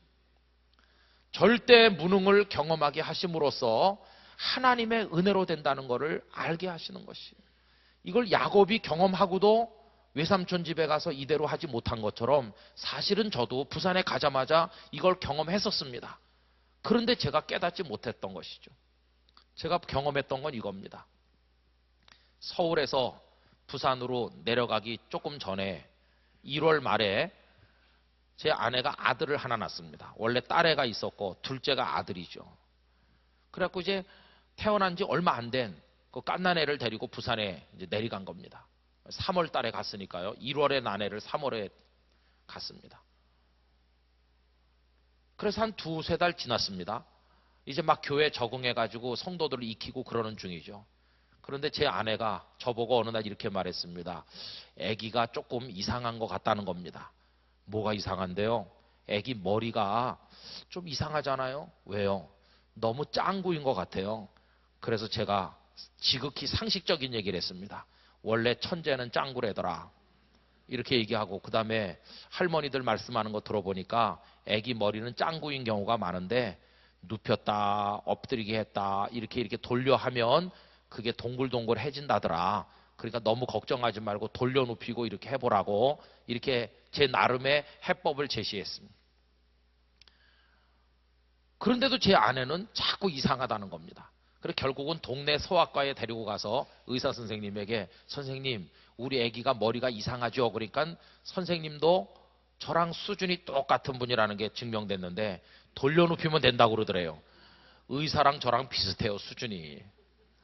그래갖고 이제 거기서 왔어요. 그래가지고는 좀 큰 병원에 또 갔어요. 저도 몰래 아기 데리고 큰 병원에 가가지고 또 소아과에 가서 우리 아기가 이상하지 않냐고 자꾸 그러니까 그 의사 선생님이 멀쩡한 애를 왜 그럽니까? 이러더라는 것이에요. 아니 그래도 이상해 보이는데 엑스레이라도 한 장 찍어주시겠어요? 막 그렇게 하니까 그 의사 선생님이 뭐 그러면 정 이상하시면 엑스레이나 한 장 찍어봅시다.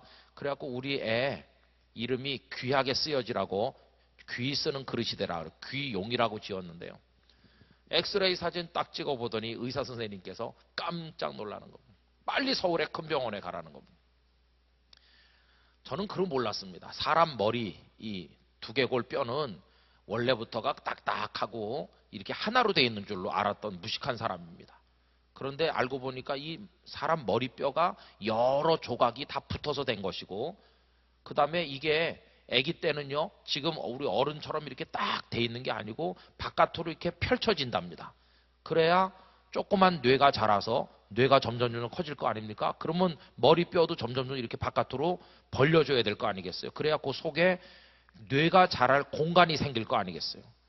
그런데 우리 애는 엄마 뱃속에서부터 머리뼈가 딱 엉겨 붙어가지고 나와서 이게 벌려지질 않기 때문에 뇌가 자라지를 못하게 뼈가 눌러서 계속 요만하게 있다가 죽는다는 겁니다.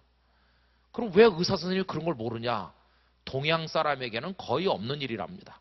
그러니까 책에서만 봤지 그런 환자를 선생님들도 본 적이 없는 것이죠. 이걸 갖다 무슨 전문적인 병의 이름이 있는 것 같은데 그냥 흔히 두개골 조기 접합증이라고 그렇게 말씀들 했습니다. 그래가지고 애를 데리고 다음부터 병원 순례가 시작된 거예요. 여러분 보세요. 서울에 있다가 부산에 왔잖아요. 근데 애 데리고 다시 부산으로 올라간 겁니다. 부산에 내놓으라 하는 다 병원에 돌아다녀도 똑같은 결과가 나오는 거죠. 그 이전에 제가 어떻게 기도했나 보세요.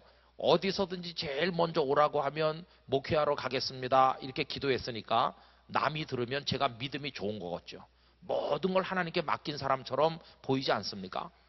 그래서 하나님이 사인을 보내가지고 부산에 가라 이렇게 응답해 주셨으니까 기도가 이루어져서 하나님의 인도를 받는 사람처럼 제가 보이지 않습니까? 그러면 하나님의 인도를 받아서 살아가는 사람이 된 거고, 기도했더니 하나님이 신호를 보내서 나는 순종했고, 그럼 다 잘 되는 것처럼 보이잖아요. 그러면 만사가 형통하고 편안하고 교회도 부흥하고 그래야 되는데 하나도 되는 게 없는 겁니다. 아까 말씀드린 대로 교회도 부흥도 되지도 않아. 계속 애를 태우는 문제가 있을 뿐만 아니라 집안에서는 애가 또 그렇게 되는 겁니다. 마치 복을 얻은 것 같은데 되는 게 없는 야곱과 비슷해요. 그래가지고 이 갓난애기 핏덩어리를 데리고 막 서울로 돌아다니는. 그랬더니 병원에서 다 잃은 애기 그 뼈 그렇게 된 거, 뼈를 조각조각 잘라가지고 철사 같은 걸로 얽어가지고 이렇게 인공으로 벌려줘야 된다는 걸 알긴 아는데 해본 분이 없는 거예요. 그래가지고 이걸 뭐 이 병원에서 저 병원으로 가라 그러고 저 병원에서 이 병원으로 가라 그러고 그랬습니다. 그러다가 온 성도들이 이제 눈물로 기도하죠. 목사가 새로 왔는데 이상한 애를 데리고 와가지고 교회가 큰 시험에 들게 된 거죠. 여러분, 이 와중에 누워있는 이 아버지인 저의 모습이 이겁니다. 이거. 아무것도 해줄 게 없습니다. 그 애를 데리고 다닐 뿐이지 어떻게 해줘야 될지 알 수가 없어요. 그때 저에게 필요한 게 뭡니까? 하늘로부터 내려오는 은총의 사다리밖에 기다릴 수 있는 게 없는 겁니다. 하나님께서 외면하시면 아무것도 안 되는 겁니다. 그걸로 끝장이 나는 거죠. 아들 낳았다고 좋아했는데 이제는 이 아들을 보내는 수밖에 없는 것입니다.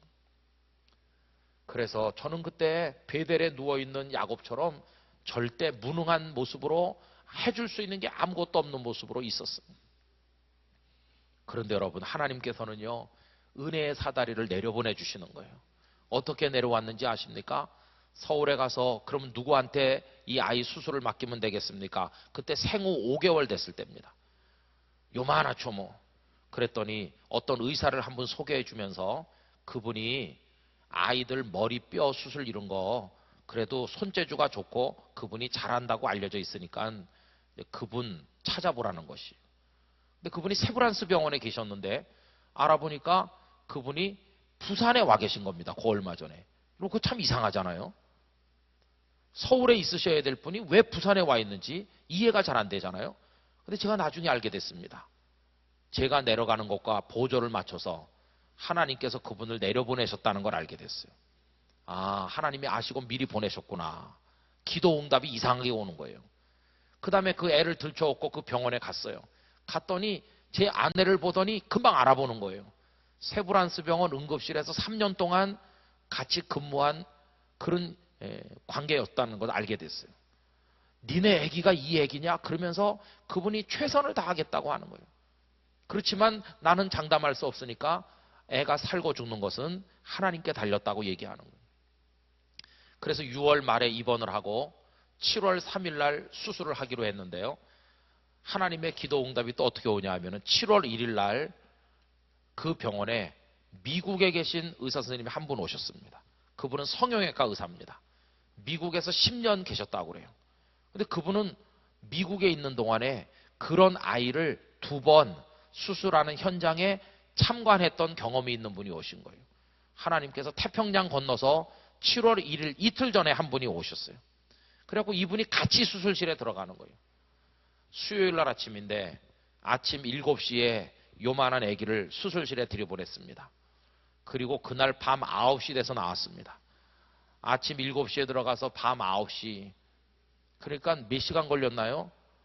아기 머리뼈를요, 머리 가죽을 홀랑 다 벗겨내고, 그리고 뼈를 조각조각 요만하게 내가지고, 무슨 금속인데, 하여튼 철사 비슷한 걸로 얽어매가지고, 머릿속이 허공인 거예요, 허공. 머릿속을 비게 만들었어요. 그래가지고는 그날 수요일 날인데요, 수요 예배 드리고 왔는데, 그때 방금 막 아기가 나왔다고 하더라고요. 저도 정신없이 수요 예배를 인도하고 왔습니다. 중환자실에 갖다 눕혀놨는데 들어가 보니까 애 머리가 이만해져 있더라고요. 몸뚱아리는 요만하고요. 그 의사 선생님이 이제 뭐 사람이 할 수 있는 건 했고 이제 우린 모릅니다. 그 다음부터 정말 이게 내려오기만을 눈물로 기다리는 거죠. 의사 선생님이 저보고 부산 국제시장에 가서 장난감 파는 데 가서 아이들, 어린애들 그 오토바이 헬멧, 장난감 오토바이 헬멧을 구해다가 이 아이를 씌워야 되니까 빨리 구해오라는 거예요. 그 다음날 일찍 구해왔습니다.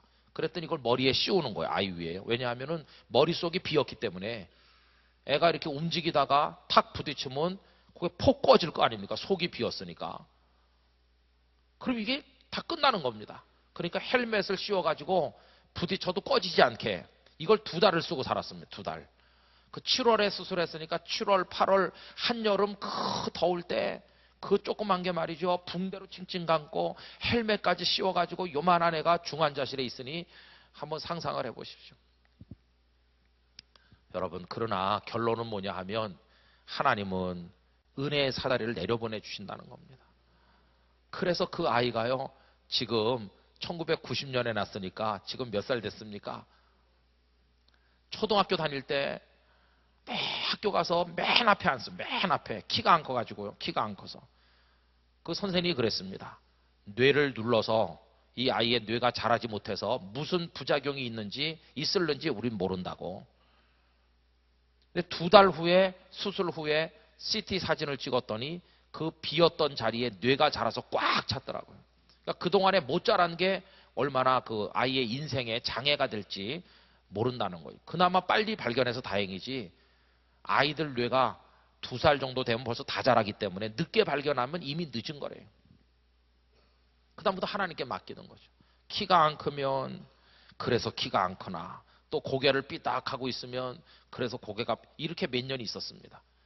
그 병원에서 무료로 애를 불러갖고 수술해 줬습니다. 사진 찍는 거 다 그 병원에서 무료로 해줬습니다. 왜냐하면 외국에까지 가지고 나가서 발표했거든요. 연구 대상이거든요. 연구 대상. 그래서 수술을 몇 번씩 하고, 그래갖고 고개를 이렇게 하고, 그 다음에 또 이제 키가 안 커서 걱정하고, 좀 애가 좀 특이했습니다. 어렵게 키웠습니다. 공부도 그냥 중하고요. 초등학교 다니는데 뭐 공부 같은 거 기대 안 했어요. 왜냐하면은 살아난 것만 해도 기적이니까. 아무것도 너한테 기대 안 한다는. 근데 초등학교 5학년 되니까 어느 날 거울 앞에 심각하게 서 있었습니다. 왜 거울 앞에 그렇게 서 있냐? 그랬더니 수술 자국 있잖아요. 칼 자국 지나간 데는 머리칼이 안 나는 겁니다. 고속도로 같이 거긴 머리칼이 안 나요. 그게 애들이 놀린다는 거예요. 고속도로라고. 그러면서 애가 심각하게 거울 앞에 서 있길래 제가 이야기했습니다. 첫째는 해결 방법, 나중에 좋은 가발 많이 나오니까 가발 쓰면 된다. 머리를 길게 길러라. 길게 길러서 안 보이게 길게 길러. 근데 2번째, 가발 쓰는 방법도 있고 나중에. 그 다음에 최후의 방법은 아예 다 뽑는 거다. 싹 다 빠지면 어디가 어딘지 모르는 거다.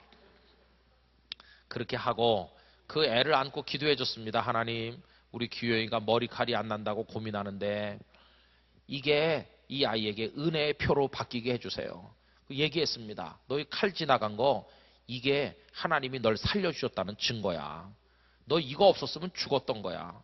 하나님께서 너를 살려주신 은혜의 증거야. 은혜의 증거. 너 거울 볼 때마다 하나님이 나를 축복하셨구나 이렇게 믿어야 돼. 이걸 자랑스럽게 여겨야 되는 거야. 여러분, 그 병원에서요, 이 수술했다고 사방 학회 같은 데 발표하니까 전국에서 아이 머리에 이상만 있으면 그 병원으로 보냈습니다. 그래가지고 거기서 수술한 애들을 1년에 3번, 4번씩 소집하는 날이 있어요. 왜냐하면 아이 머리가 제대로 자라고 있는지를 지속적으로 관찰하는 겁니다. 제가 한 번 가봤습니다. 여러 명의 엄마들이 아기들 데리고 왔어요. 그런데 어떤 애는 5살인데도 애가 요만합니다. 어떤 애는 머리가 자라긴 자라는데 동그랗게 안 자라고 앞뒤로만 자라는 애가 있어요. 앞뒤로만. 이 옆으로는 안 자라고요. 그런 애들은 다 얼마 못 산다고 하는 거예요. 지금은 걸어 다니지만 얼마 못 살고 죽을 거라고 하고 그렇더라고요. 근데 그 아이들은 우리 애를 수술한 경험을 바탕으로 해서 수술하는데도 다 실패한 거고, 우리 애는 아무 경험도 없이 수술했는데 하나님께서 살려주신 것이 은혜의 사다리밖에 하나님의 백성에게 의지가 되는 것은 없습니다. 여러분, 사람의 경험은 아무것도 아니에요. 키 안 클까봐 참 고심했습니다. 그것 때문에 못 자라는가 고심했는데 나중에 쑥 커서 지금은 저보다 더 크게 자랐습니다. 감사하죠. 공부도 못했는데 중학교 들어가더니 아빠 이제 공부가 뭔지 알 것 같아. 그러더니 공부를 곧잘 했습니다. 그래서 중학교 1학년 마지막 시험부터 전체에서 1등 하더니 내리 졸업할 때까지 1등 했습니다. 그래서 지금은 들어가기 어려운 대학에 들어가서 열심히 과학도가 돼서 연구를 많이 하고 있습니다. 나이 얼마 안 됐지만 자기 이름으로 특허도 하나 내고 외국 저널에 잡지에 논문도 내고 열심히 하고 있습니다. 거기다 또 기도도 많이 합니다. 하나님 나 방언, 아빠 나 방언 받았어 이렇게 전화도 오기도 하고 또 청년들 또 돌보는 리더도 되기도 하고 열심히 살고 있습니다. 여러분 그 아이를 보면 그게 은총 덩어리입니다. 기적 덩어리고요. 그냥 축복의 덩어리입니다. 우리 보기만 해도 그냥 감사합니다. 그 녀석을 보기만 해도. 그때 이게 하나님 저에게 주신 체험이었어요. 야, 너 목회하러 내려왔는데 네가 말이지 뭐 하려고 그럴까 봐 내가 걱정스러워. 그래서 너는 여기 좀 누워 있는 거고 내가 은혜 내려가지고 너를 해결해 주는 거니까 알았지? 앞으로도 너 목회, 설교 은혜 끼치려고 하지 마라. 내가 은혜를 주는 거지. 너는 그냥 가만히 심부름만 해라. 이미 가르쳐 주셨는데 어리석은 저는 그걸 모르고 제가 이렇게 해보려고 했다는 것이에요. 그래가지고 스트레스도 많이 받고 안 됐다는 것이에요. 나중에 뒤늦게 깨닫고 보니까 하나님이 은혜 주시면 되는 것이고 누리는 것이고 내 마음에 평안이 있고 순리대로 된다는 사실을 깨닫게 됐으니 여러분 제가 체험한 이 은혜 여러분들의 것이 되시기를 축원합니다. 그래서 은총의 사람들은요 바로 이게 다 간증거리가 되는 거 아닙니까? 그럼 누가 은총의 사람이 되느냐? 약속의 자녀들이 다 은총의 사람이 되는 겁니다. 은총의 사람. 나중에 보면 이 야곱이 언제 가서 비로소 두 발 뻗고 편안히 자게 됩니까? 언제? 그때가 언제냐 하면은 그 아들 요셉이 총리 됐다는 소식을 듣고 가서 아들을 만났을 때 그때 나이가 몇 살이라고 성경에 나와 있냐 하면 130살입니다. 그때 죽은 줄 알았던 그 아들이 살아있는 걸 만났을 때 그때서야 비로소 두 다리 쭉 뻗고 자게 됐죠. 그때까지는 험악한 인생이었어요. 그래서 그가 바로왕을 만났을 때 애굽에 가서 바로왕이 물어봅니다. 내 연세가 얼마뇨? 하니까 내가 우리 조상님들만큼 오래 살지 못했지만 험악한 인생을 살았나이다. 이렇게 말해요. 여러분 복을 얻은 것 같은데 인생이 험악했어요. 왜 험악했나? 하나님의 은혜 주심을 바라는 게 아니고 인간적인 방법으로 살려고 하니까 그렇게 될 수밖에 없었다는 것입니다. 부산 교회들도 서울의 교회들도 또 여기 제주의 교회들도 한국의 모든 교회들도 또 거기 속한 수많은 성도들도 다 회복해야 될 것이 은혜의 신앙을 회복해야 될 줄로 믿습니다. 종교개혁자들이 가르쳤던 것이 솔라 그라치아입니다. 오직 은총으로 되는 것입니다. 어거스틴이 증거했던 것이 바로 그 솔라 그라치아입니다. 오직 은총으로. 죄인이 구원받는 거 하나님의 은총으로 되는 것입니다. 병든 자가 고침받는 거 하나님의 은혜로 되는 것입니다. 실패했던 사람이 일어나는 거 하나님의 은혜로 되는 것입니다. 노예살이하던 애굽에서 구원받은 거 하나님의 은혜로 된 것입니다. 교회가 세워진 거 하나님의 은혜로 되는 것이고 부흥되는 거 은혜로 되는 것이고 자격 없는 사람이 목사 된 것도 은혜로 되는 것이고 여기 장로님으로 세움받고 권사님 집사님으로 세움받은 거 다 하나님의 은혜인 줄로 믿습니다. 그 속에 내가 그래도 노력하지 않았냐, 내가 뭐 이렇게 하지 않았냐, 이게 개입돼 갖고는 절대로 안 되는 것입니다. 여러분들의 남은 생애가 하나님의 은혜의 생애가 되시기를 기원합니다. 그래서 이제 어거스틴의 이야기를 조금만 더 하고 정리하려고 하는데요. 그분은 오늘 창세기 28장의 말씀을 이렇게 정리했을 뿐만 아니라 그럼 하나님께서는 어떻게 우리와 같이 계시길 원하시는가? 그거를 사울이 다메섹으로 가다가 우리 주님 만나는 이야기를 통해서 또 이렇게 표현했습니다. 여기 이렇게 길이 있지 않습니까? 여기가 예루살렘이고 그 다음에 이쪽에 다메섹으로 지금 가고 있습니다. 그래서 사울이 이렇게 걸어가고 있습니다. 이쪽을 보면서 가고 있습니다. 그런데 예수 그리스도의 빛이 그를 쫙 둘러 비추지 않았습니까? 그러면 그 빛을 비추는 방식이 어떤가? 그 성경에 보면 이렇게 되어 있습니다. 주님의 빛이 만약에 여기서 비췄다면 어떻게 됐을까요? 주님의 빛이 이쪽으로 이렇게 비추면 그림자가 어디 생길까요? 그림자가 뒤에서 비추면 그림자가 요 앞길에 생기겠죠. 그래서 가는 길이 앞이 컴컴하겠죠. 등 뒤에서 비추면. 반대로 주님의 빛이 이쪽에서 비추면 이 뒤쪽에 그림자가 남겠죠. 그렇죠? 그러면 어거스틴이 이렇게 설명합니다. 이 뒤쪽에 그림자가 남는다는 것은 살아온 과거, 이 살아온 과거에 어두운 게 남아있다는 것입니다. 이게 죄라는 것입니다. 이건 주님의 방법이 아니라는 것입니다.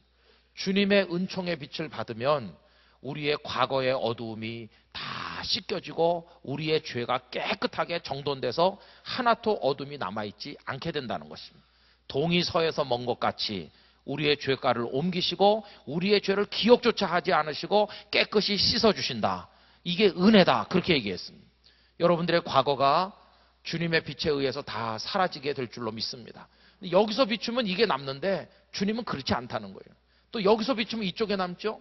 이쪽에 남으면 뭐가 되는 겁니까? 가는 길이, 가는 나의 앞길의 어두움이 드리워져서 잘 갈 수가 없는 것이에요. 그래서 성경에 보면 사울에게 예수님께서 빛을 비출 때 어디서 비추셨다고 되어 있습니까? 여기서요. 정오쯤 되었을 때, 정오쯤 되었을 때 빛을 비췄다. 어거스틴은 이걸 얘기하면서 주님이 빛이 정오의 태양빛보다 더 밝은 빛이 이때 정오가 됐을 때 내리쬐었다는 것입니다. 그러면 우리 머리 바로 위에서 주님의 빛이 비추어지는 것이고, 그러면 그림자가 뒤에도 안 남고 앞에도 안 남는다는 것입니다. 그래서 하나님께서 우리를 사랑하시는 방법은 우리의 과거에도 어둠이 안 남게 하시고 우리의 미래에도 어둠이 안 남게 하시고 바로 위에서 비추시는데, 하루 중에서 우리와 태양의 거리가 가장 가까운 게 정오라는 것입니다. 그래서 가장 가까울 때 우리에게 빛을 비추시고, 무슨 얘기냐 하면 하나님은 멀리 계시지 않고 우리와 가까이 계시다. 우리의 과거 때문에 우리를 넘어지게 하지도 않고 미래 때문에 우리가 실족하지 않게도 하시고 언제나 우리를 위해서 바로 내려다보시면서 우리와 함께 가신다. 할렐루야. 이렇게 설명하였습니다. 여러분, 오늘 그려드린 이 베델에 누워있는 야곱의 이야기와 다메섹으로 가는 사울의 이야기는 그 어거스틴의 참회록 속에 나오는 이야기인데 얼마나 기가 막힌 메시지인지 알 수 없습니다. 약속의 자녀는 그렇게 삽니다. 쓰러져 무능한 것처럼 보일 때도 은총의 사다리가 내려오니 살게 될 것이고, 내가 어떤 목적을 가지고 내가 걸어갈 때도 주님은 내 바로 위에 계셔서 내 과거도 내 미래도 어둡지 않도록 나의 전후 좌우를 다 비춰주시고, 그리고 순간순간 은혜를 내려주시는데 내가 모르는 사이에 나를 보고 계시고 내가 깨닫지 못하는 사이에 나를 돌봐주고 계시고, 어제도 그렇게 하셨고 오늘도 그렇게 하셨고 내일도 우리를 인도해 가실 줄로 믿습니다. 그래서 여기까지도 오신 하나님을 어떤 하나님이라고 말합니까? 에벤 에셀의 하나님이라고 말합니다. 그 하나님 아버지는 미래 속에서도 영원히 같이 하실 것이기 때문에 내게 필요한 걸 준비해서 미리미리 내어주시는 소망의 아버지시고 미래의 아버지시고, 이 하나님을 여호와 이레의 하나님이라고 하는 줄로 믿습니다. 그래서 약속의 자녀는 하나님에 의해서 평생의 은혜를 받으며 사는 것입니다. 여러분, 은혜의 사람 되시기를 축원합니다. 모든 걸 다 내려놓고 하나님의 은혜만 바라보시기를 바랍니다. 이제 우리가 할 일은 하나입니다. 하나님, 저 여기 누워 있어요. 저 손가락도 까딱할 수 없어요. 저 죽은 자와 같아요. 그러나 하나님께서 저를 위해서 보고 계시고 사다리도 내려주시고 빛도 내려주실 줄로 믿습니다. 내 아들 키우는데 말을 안 들어요. 속상해서 이 녀석 어떻게 할 줄 모르겠습니다. 그러나 우리 아이를 향한 하나님의 은혜의 계획이 있는 줄로 믿습니다. 우리 영락교회 더 아름다운 교회 되어야 되는데 저는 방법이 없습니다. 그렇지만은 하나님께서 이 교회를 예수님의 보혈로 값주고 사셨으니 이 교회를 향한 하나님의 계획이 은혜로 우리에게 이루어질 줄로 믿습니다. 그러면서 나가는 것입니다. 우리 성도들은 그래서 늘 은혜만 바라보고 살기 때문에 언제나 기쁨과 감사로 살아갈 수 있는 것입니다. 여러분, 이렇게 살다 보면 많은 간증거리가 생깁니다. 그래서 안 되는 것 같아도 되게 되고요. 실패하는 것 같지만 나중에 결국은 성공하게 되고요. 그래서 결국은 돌고 돌아 많은 어려움이 있었지만 야곱이 아브라함과 이삭의 계보를 잇는 당당한 약속의 자녀로 우뚝 서는 것이고, 하나님께서는 당신을 소개하실 때 나는 아브라함의 하나님이요 이삭의 하나님이요 야곱의 하나님이라고 말씀하신 것이고요. 그 또 요셉의 하나님이 되시는데 그 다음에 여러분들의 이름이 들어가시기를 기원합니다. 나는 제주영락교회 아무개의 하나님이다, 이렇게 되실 수 있기를 원하는 것입니다. 그래서 평생 하나님 나라에 가는 그날까지 은혜로 갈 수 있게 되기를 원합니다. 아, 하나님의 은혜로 있을 데 없는 자, 나 같은 죄인 살리신 그 은혜 놀라와 늘 은혜를 찬송하면서, 우리 박종호 씨가 부른 그 찬양도 있죠. 나를 지으신 이도 하나님이시고 나를 부르신 이도 하나님이신데, 이게 다 하나님의 은혜인 것입니다. 그죠? 그래서 우리는 은혜 하나로 채워지면서 사는 것입니다. 그럼 은혜는 지금까지 받은 은혜로 충분할까요? 아닙니다. 제가 개인적으로 좋아하는 말씀은 요한복음 1장에 있는 은혜 위에 은혜로라, 이렇게 말씀하셨죠. 그래서 여러분, 지질학자들이 이렇게 땅을 쫙 잘라서 봅니다. 그러면 이제 수직으로 자르면 층층이 다 있습니다. 맨 밑에는 저 지금부터 만년 전에 쌓여 있는 게 있고, 그 위에 또 뭐가 있고, 그 위에 이렇게 있고, 쭉 이렇게 올라오잖아요. 역사학자들도 뭐 발굴 같은 거 할 때 이렇게 자르면 이 밑에 구석기 시대 거, 그 다음에 신석기 시대 거, 뭐 청동기 시대, 철기 시대 하면서 이건 쭉 나오면 고조선 시대, 무슨 시대, 맨 위에 가장 최근 것이 나오잖아요.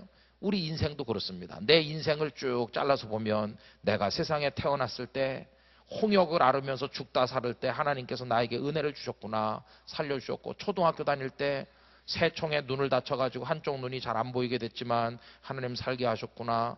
그 다음에 중학교 3학년 됐을 때 병원서 못 고치는 병으로 6개월 고생했지만 기적적으로 낫게 하셨구나. 이런 게 은혜가 쌓여 있는 거예요. 이 얘기가 제 얘기입니다, 여러분. 제가 그런 과정을 거쳤습니다. 그래가지고 은혜가 매일같이 쌓여가지고 요 맨 꼭대기에 지금 무슨 은혜가 있냐 하면 제주 영락교회 부흥해 온 은혜가 있는 겁니다. 이렇게 맨 위에. 내일 되면 내일 또 은혜가 한꺼풀 쌓일 줄로 믿습니다.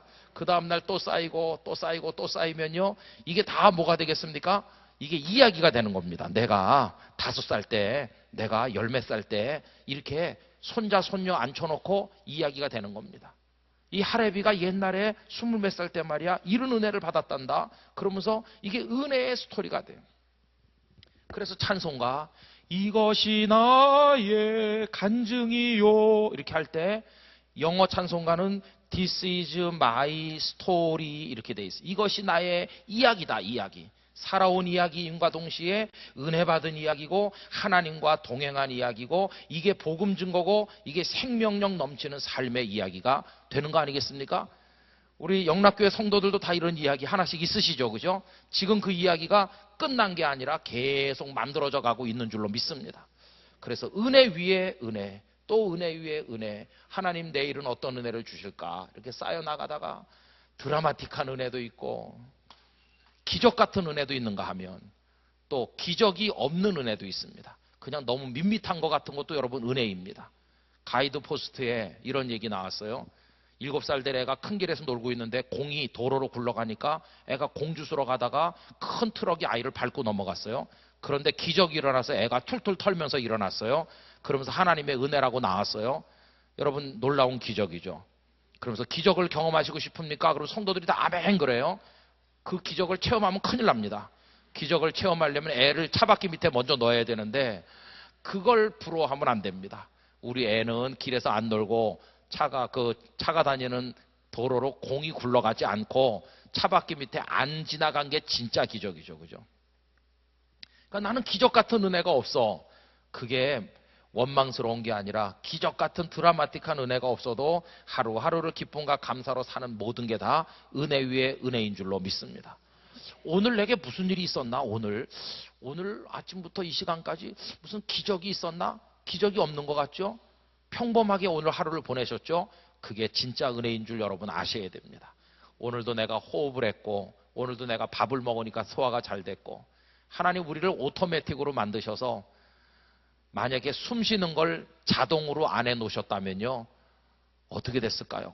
막 열받쳐가지고 싸우는 사람 깜빡 잊어먹고 숨 안 쉬어서 아마 죽을 겁니다. 그래가지고 4인 깜빡 잊고 숨을 안 쉬었다. 매일 아침 집에다 붙여놔야 돼. 잊지 말고 숨 쉬자. 잊지 말고 너 꼭 숨 쉬어. 알았지? 시험 칠 때도 숨 쉬고 그렇게 해야 되는데 자동으로 숨 쉬게 돼 있어. 싸우면서도 숨은 자동으로 쉬죠. 못된 짓 하는데도 소화는 또 그 시간에 또 되고 말이죠. 이게 참 신통한 것이에요. 여기까지 살아온 게 하나님의 은혜입니다. 여러분, 우린 평생 그렇게 살아가게 될 줄로 믿습니다. 그러면 그 하나님께 지금 걱정과 근심, 고민거리들 많으시잖아요. 그거 붙들고 좀 어떻게 해보려고 좀 하시잖아요. 약속의 자녀라면 어떻게 하면 될까요? 일단 다 내려놓으시기 바랍니다. 하나님 앞에 죽은 자처럼 계시기 바랍니다. 하나님은 이미 계획을 다 가지고 계신 줄 믿습니다. 허둥대시면서 여러분을 위한 계획을 지금 막 세우시는 하나님이 아니라 벌써 다 예정해 놓으신 거 섭리하시는 게 다 있는 줄로 믿습니다. 두려워할 필요가 없습니다. 그 은혜에 맡기고 살면 기쁨과 감사로 매일같이 찬송하며 거룩한 순례의 길을 걸어가게 될 줄로 믿습니다. 그래서 어거스틴은 이런 얘기를 하면서 우리를 뭐라고 그랬냐면 도상 위의 존재, 다시 말하면 길 위의 존재라고 말했습니다. 길 위의 존재가 아니냐. 야곱도 길을 가다가 누워 자는 거고 여기 사도 바울도 길을 가고 있는 게 아니냐. 우리는 다 길을 가는데 어디를 향해 가고 있냐면 영원한 천국을 향해 순례자로 너도 나도 다 같이 길 위를 걸어가고 있는데 이 은혜를 받아서 천국문에까지 도착하는 것이고 영원한 하나님의 나라 그 8번째 날 아침에 거기서 만나자. 그렇게 이야기를 우리에게 전해주고 있는 것입니다. 여러분, 주님 나라에 들어가는 그날까지 주님의 은혜로만 살게 되시기를 진심으로 축원합니다. 우리 다 같이 기도하도록 하겠습니다. 잠시 후에 우리 목사님과 여러분들이 통성 기도를 드리실 텐데요. 모든 근심 걱정 다 내려놓고 은혜를 바라보는 성도 되시기를 바랍니다. 은혜의 간증거리들이 풍성해지시길 바랍니다. 하나님 아버지, 저희에게 은혜를 주시옵소서. 억지로 해서 누리려 하지 말고 하나님이 순리로 주셔서 누리게 하여 주옵소서. 은혜를 바라봅니다. 우리 영락교회 성도들에게 은혜의 사다리를 내려주실 줄 믿습니다. 은혜의 빛을 비춰주실 줄 믿습니다. 그 은혜 따라서 평생을 살고 날마다 은혜가 겹겹이 쌓여나가는 아름다운 삶을 허락하여 주시옵소서. 예수님의 이름으로 기도 올리옵나이다. 아멘. 예, 오늘도